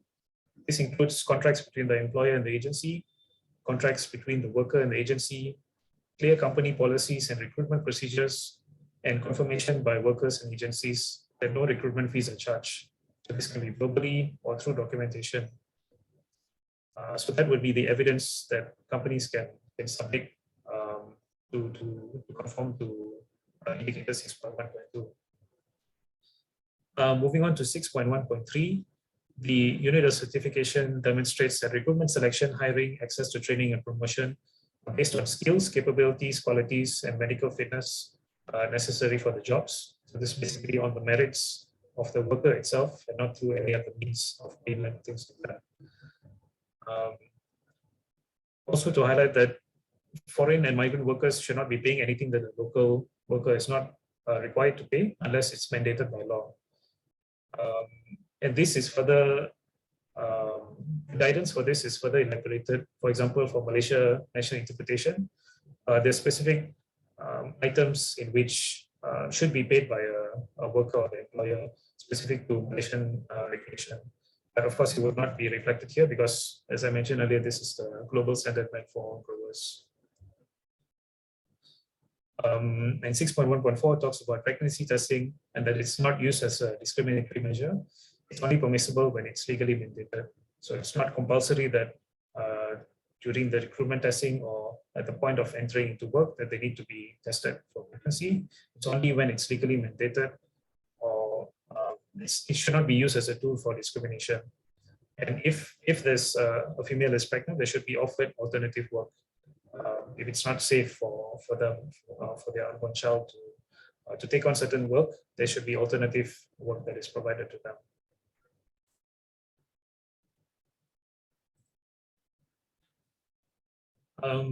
So I have picked and chosen some of the criteria. So if there are certain elements that are not mentioned here, it may already be in the standard, but perhaps it's just not in my slides. So later, if you have questions on it, please feel free after this. So 6.2 talks about a decent living wage. So perhaps this might be familiar to some of you, but just to briefly give you an overview of decent living wage, we have the minimum wage for Malaysia. It will be 1,100 paid to workers. But what we are endeavoring in RSPO is to lift this benchmark of minimum wage to a decent living wage. So the principle is basically to lift the palm oil workers out of poverty, out of the poverty bracket, and to allow them to live a decent standard of living as opposed to a bare minimum standard of living. So RSPO has subscribed to the GLWC methodology of calculating this decent living wage, which is a global living wage coalition. So it is a coalition that comes up with a benchmark for certain countries. And once that benchmark has been determined, that becomes the sum that should be paid. And it's cross-cutting to all industries. It's not just sector-based. So what RSPO requires members now is not to immediately pay a decent living wage because benchmarks for all countries have not been developed yet. So it requires you to pay your minimum wage, of course, to comply to your national standard, and then to identify what are the in-kind benefits that you are already paying to your workers. So if you're already paying for food, if you're paying for transport, to start a process of assessing and quantifying these in-kind benefits that you're providing to them. So this is what you call as a prevailing wage.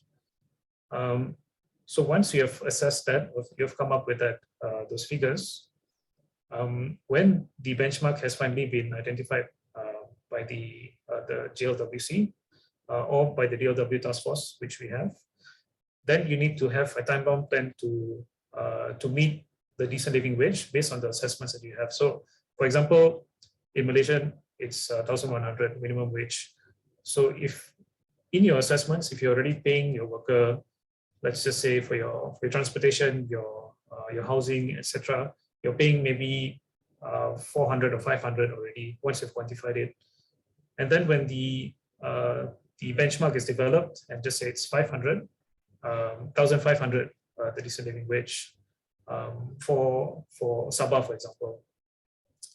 And your prevailing wage might already meet this decent living wage. So if it's above or it at least meets it, then you comply with the standard. But for the time being, what we require is just to have a time-bound plan and an assessment in place until the benchmark has been developed. So this is something new and something interesting that RSPO is doing. Just wanted to highlight that to you. And coming back to the standard, so 6.2.1 talks about collective agreements and that there's documentation of pay and conditions, and it's available to workers in a language that they understand. Employment contracts related documents needs to stipulate all the items mentioned there. So overtime, sick leave, holiday entitlement, all these items need to be the employment contract. It needs to be understood by the worker. And the last sentence there, you can see that for all work performed, including work done by family members. So in the pay slips, just say a husband and wife is working, the pay slips also need to reflect the work that the wife is doing if it's not already reflected. This is in the principle of equality and justice and transparency as well, to reflect that the family is doing. So basically, whatever work that you're doing is being recognized. And 6.2.3 talks about evidence of legal compliance for regular working hours. So again, we're back to your legality. Any deductions or holiday entitlements or maternity leave, all needs to be in line with your country's legal requirements. And this corresponding guidance is basically what I mentioned earlier about the GLWC methodology in calculating a decent living wage. And further down, the implementation plan, it's basically how that you work towards being the decent living wage. What are the assessments that need to be done, etc. I think I've summarized it earlier, so I won't go through this. So this would be the core criteria for forced labor. So this is a specific on forced and traffic labor. And what it says in indicator 6.6.1 is that all work is voluntary. Also to highlight that in RSPO, we differentiate between critical and non-critical indicators by that C that you see. There's a bold C in brackets. So that would mean that it's a critical indicator. And that's how we differentiate it in our standard. So all work is voluntary and the following is prohibited. So retention of identity passports, identity documents and passports. So unless the worker has offered or has agreed that the employer is keeping it with free access to it, otherwise any sort of retention without any ease of or accessibility to it is prohibited. Payment of recruitment fees. Again, this, while it is the standard, we also recognize that there are challenges to this, as of course faced by the rubber sector as well as the electronic sector in Malaysia. So we are also working with ILO to clarify and to close some of the gaps and to see how we can help our companies to work towards achieving this. No contract substitution. So if there is any contract substitution, it needs to be more favorable to the worker. And the guidance for this would be your national guidance for contract substitution. Prohibition of involuntary overtime. So unless it's explicitly mentioned by the worker that they want to work overtime, it cannot be forced upon them. Lack of freedom of workers to resign. Penalty for termination of employment. Debt bondage, withholding of wages. So a lot of this is covered in the 11 forced labor indicators. And if you want more clarification, I can provide that to you later as well. But these are the core items of prohibitions when we talk about forced labor in RSPO standards. And 6.6.2 mentions that where temporary or migrant workers are employed, a specific labor policy and procedures are established and implemented. And what goes into this labor policy, that's in the corresponding guidance. So if you can refer to the last paragraph, the specific labor policy should include things of items such as a statement of non-discriminatory practices, no contract substitution, post-arrival orientation program to focus on language, safety, labor laws, and cultural practices, decent housing to be provided in accordance to national law. So there's also a separate indicator on your national housing requirements and what needs to be provided for worker in terms of their housing, their utilities, etc. Not included it in my slides, but it is one of the indicators. And fees related to recruitment and hiring of migrant workers. So all these items need to be included in the specific labor policy if you're employing temporary or migrant workers.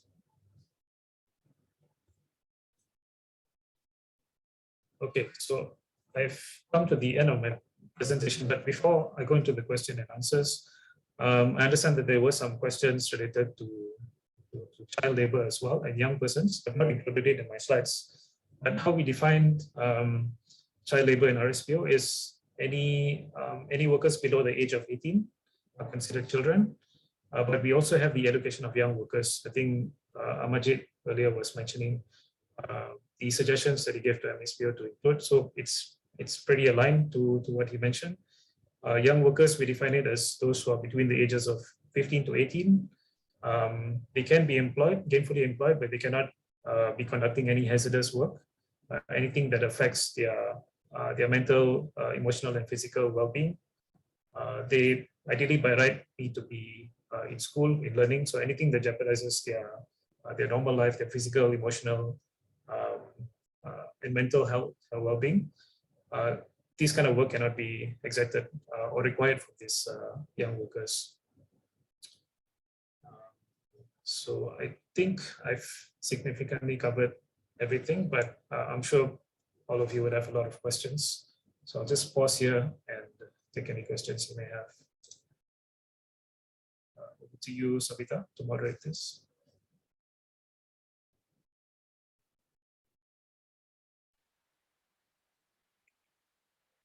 Thank you very much, Mr. Prasad, for your presentation. I see that we have Mr. Robert who wants to ask you a question. So Mr. Robert, would you like to pose your question to Mr. Prasad? Thank you. Thank you, Dr. Rashad. Presentation is brief in respect to actually what you have talked about, the PNC 2018, which has been actually implemented way back in 2018, effective actually in 2018 in this aspect. Now, I'm actually raised something on your DLW. This has been discussing for already 2 years over. When I first started audit the 2018 version of standard, there is no clear guidelines on the DLW in this aspect.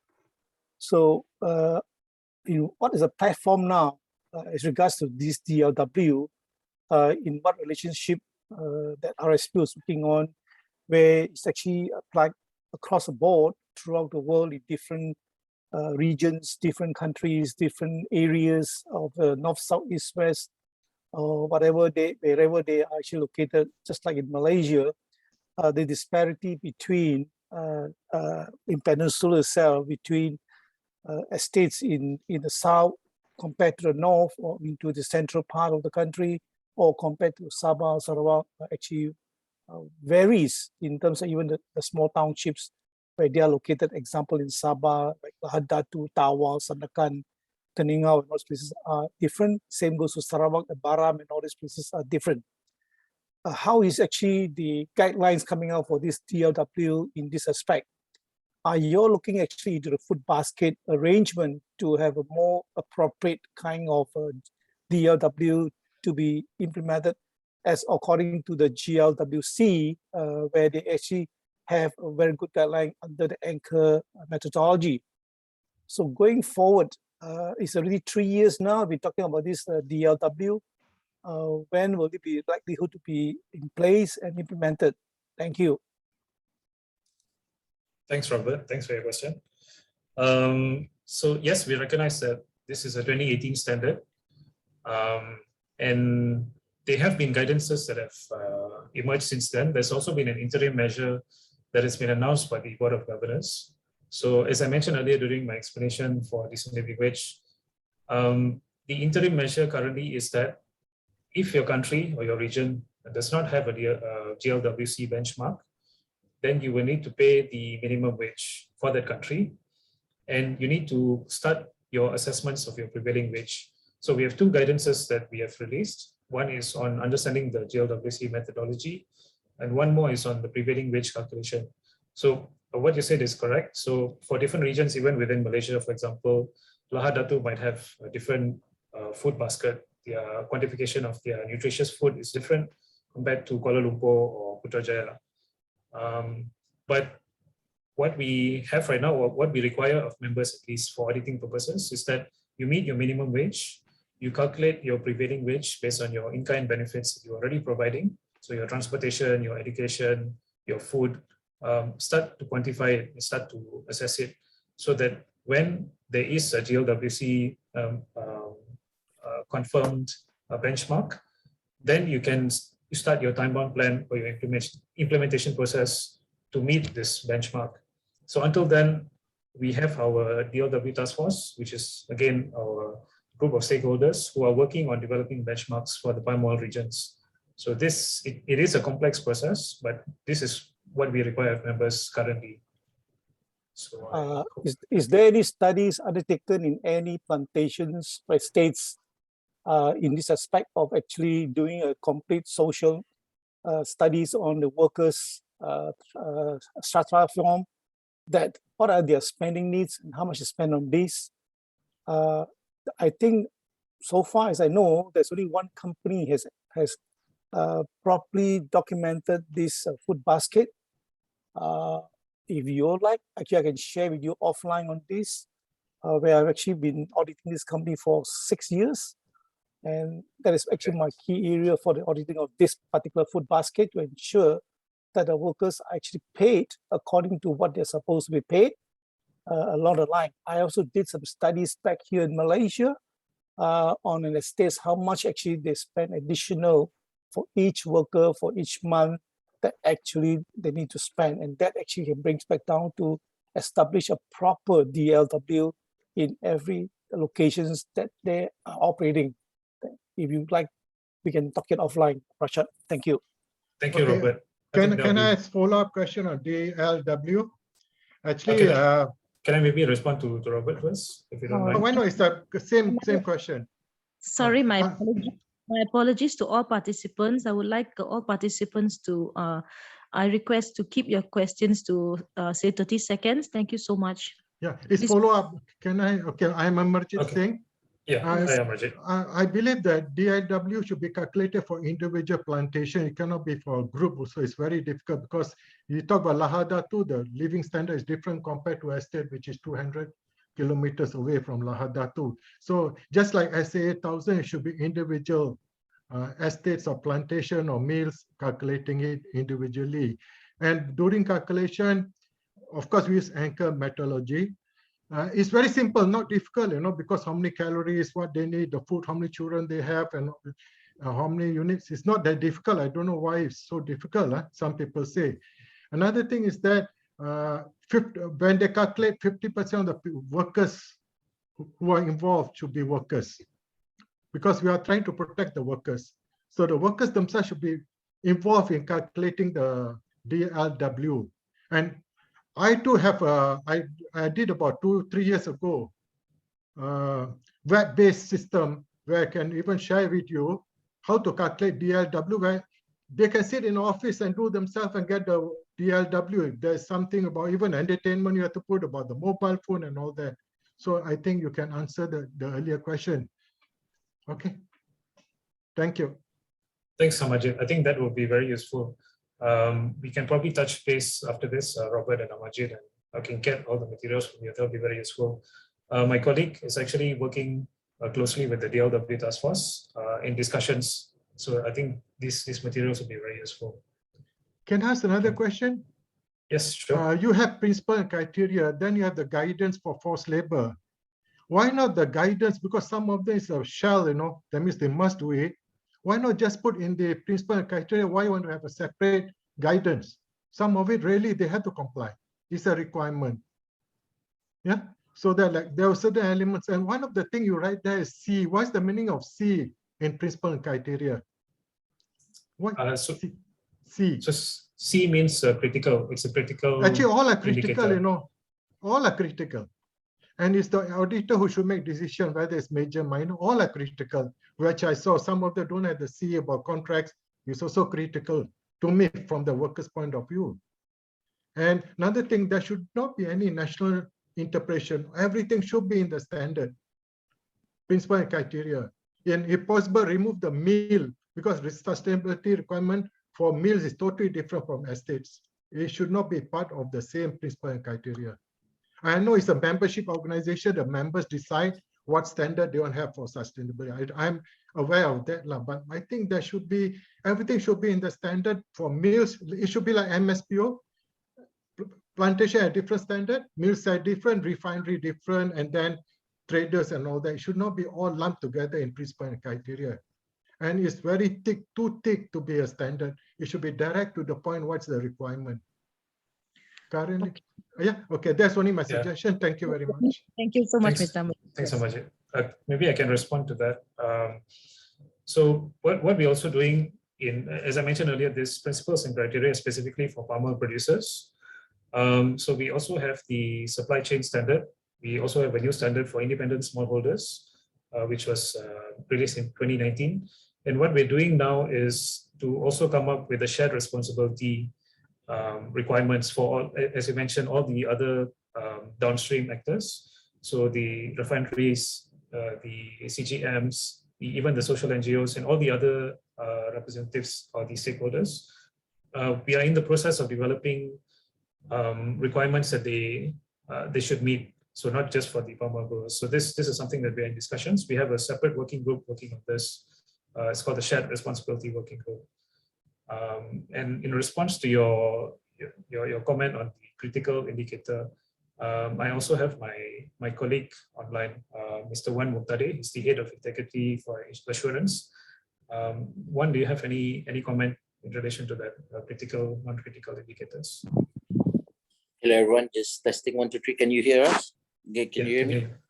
Yeah, so Yes. basically the intention that was created during the PNC 2018, we used to have the major and minor indicators, but under the 2018, it's basically relabeling those indicators into critical and non-critical. Not to say non-critical, it's a normal indicator and a critical indicator, but then the classification, the grading under the certification system, everything that is under the bracket of C is a major indicator. So that is the intention during the standards development.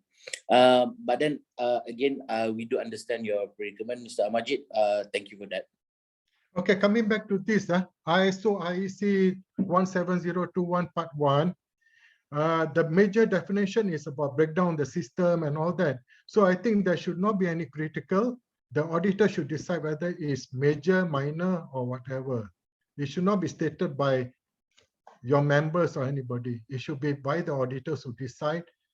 If it's really a breakdown, then it becomes something major. So please go into the definition in the standard IEC 17021 Part 1. The definition is very clear. Okay, thank you very much. Thanks, Amajit, for your comment. We will take note of that. Any other questions? Mr. Alex, you have 30 seconds to pose your question. Thank you. Okay. I was wondering whether the hiring of the irregular migrant worker can be part of the indicator in the RSOP, RSPO. Because what we see is actually currently there are only 142,000 migrant workers actually registered. And it is definitely impossible to support the whole industry with 6 million hectares. So would that particular matter can put into the indicator as well for the pre-qualification of their certification? Thank you.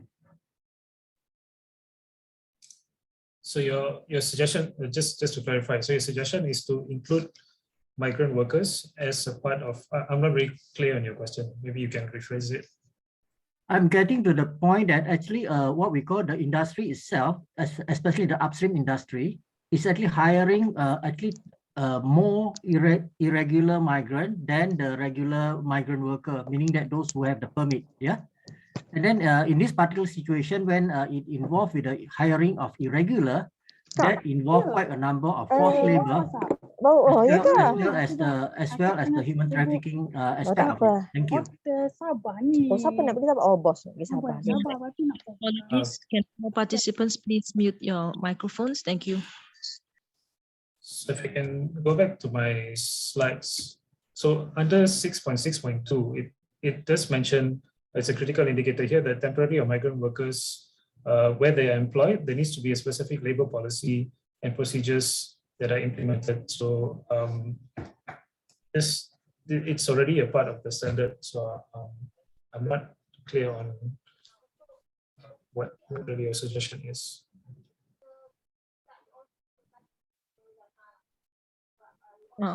Mr. Prasad, would you like to take a look at the chat box and select the questions that you would be able to answer?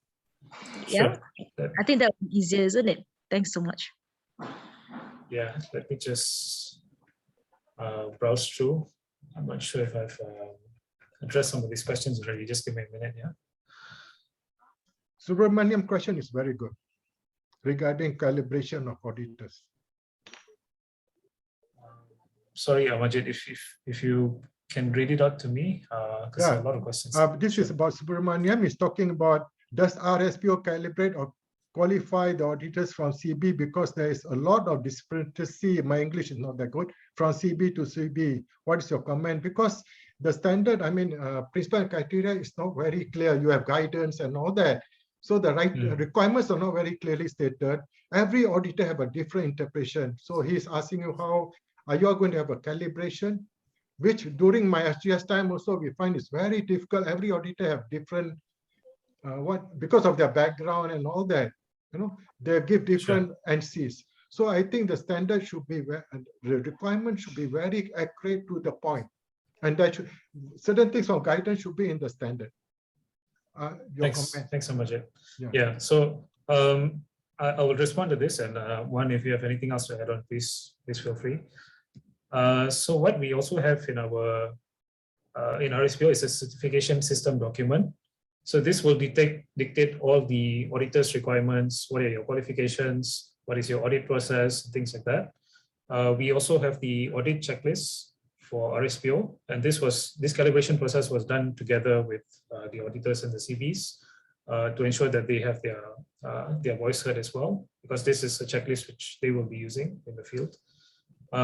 And together with that, coupled with that, we also in the process of developing a labor auditing guidance for certification bodies, and also a child labor audit guidance for auditors. Together with this, on top of this, we also have social audit trainings for CVs. So all this, I think, together will try to enhance the, improve the auditing process for auditors, improve clarification, and also to have consistency. So this is what we have. Mr. Wan, is there anything else you want to add? You covered most of it, Prasad. Okay. Thanks. Okay. Thanks. Yeah, coming back, can I ask another question about forced labor? Sometimes when we do audit, especially in groups, the estate do not get audited after 4 or 5 years. How you know within that period, 4 years, you know, the auditor is complying with the forced labor requirements? You understand what I mean or not? Yeah. So they can, because sometimes they dress up for the audit. After that, they go back to square one. No, before the auditor comes, they make sure everything is in order. They does that after that. And 4 years is a very long time, you know, because the RSPO certificate is valid for 5 years. Okay, okay, thank you very much. There are a lot of things, but I don't want to put in a public. I think we can discuss on our own later. Sure. I will not like to share in public. Thanks. Okay, sure. So, number one, we have our complaint system. So if there's any issues from the public against RSPO members, I'm sure most of you are aware, we have a transparent complaints mechanism where anyone from the public, any companies, even local communities can lodge a complaint with significant evidence, and we will look into this process to see that whether there's any violations of the PNCs or anything like that in terms of forced labor. We also have our surveillance audits, if I'm not mistaken, one, please correct me. Our surveillance audits to capture whether there's any conformance or non-conformances on the indicators. And I would say that, yeah, these are the items that we have in place. So we are also continually upgrading our standards in line with the forced labor requirements. We understand that ILO has set the bracket. They are the International Labour Organization. So they set the highest requirements for labor requirements. So we also have made it a point to engage with them more frequently. So if there's any clarifications or assistance that they can provide to our members in order to meet these international requirements, such as the payment of recruitment fees and things like that, that will help in our process. And in 2023, in our PNC review, I think there's going to be a lot of focus on this element of forced labor, especially because in the last 1 to 2 years, it's been a very heated topic.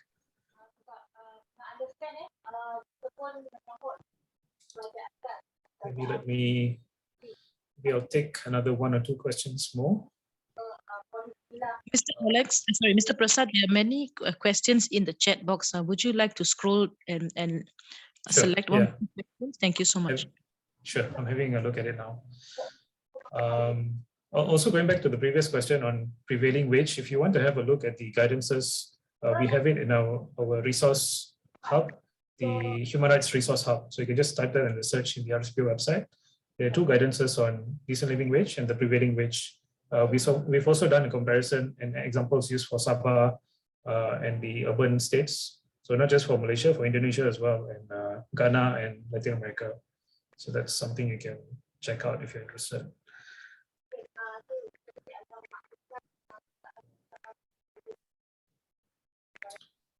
In Sabah, we have child workers and spouse workers. What is RSPO's take on protections? Okay, so for protection of child labor, we have a specific indicator on that. That will be 6.4. You can look at that. So 6.4, I can just read it out. So there needs to be a formal policy that children are prohibited from child labor. It needs to be, and there needs to be a remediation process in place. So if child labor is detected, there needs to be a remediation process by the company on how they can remove these children and place them into appropriate educational facilities or to engage them in their normal life that they should be having. The minimum age requirements are there, as I mentioned earlier. For children, it's below 18. We also have education for young workers, which is between 15 to 18. Yeah, if you have a look at criteria 6.4, you will find the protection of children there. And we also have, we've worked together with UNICEF to develop 3 child rights guidances, one on palm oil producers, smallholders, and on the supply chain. So that is a three comprehensive guidances. And we also, as I mentioned earlier, are developing one for auditors and CBs. So the three are already available on the website. If you go to the Resource Hub, Human Rights Resource Hub, it's available there, you can have a look. And the one on child rights for auditors will be available perhaps later in 2022. Prashad, can I ask one question? There's one question that earlier you said pregnancy test cannot be done. What happens if foreign workers, they are pregnant, lady, they are sent back? What is your RSPO view on that? Because there's a question on that. Somebody asked that question. That's a good question, actually. So there's also a requirement. So there's a requirement in the PNC that says whichever is higher, whichever standard is higher, you need to comply with it. I also understand that migrant workers, for Malaysia context, for migrant workers, if they are pregnant, they need to be sent back. So it cannot also be in violation of the national law. So if the national law says that, we also need to comply with the national requirements in principle too. So that would be, so in different countries, if that's not the requirement, then alternate work needs to be provided to the worker. But for countries where it is the law, you have to comply with the legal requirements. Yeah, that's the right answer, actually. Okay, maybe I'll just take one last question before I sign off.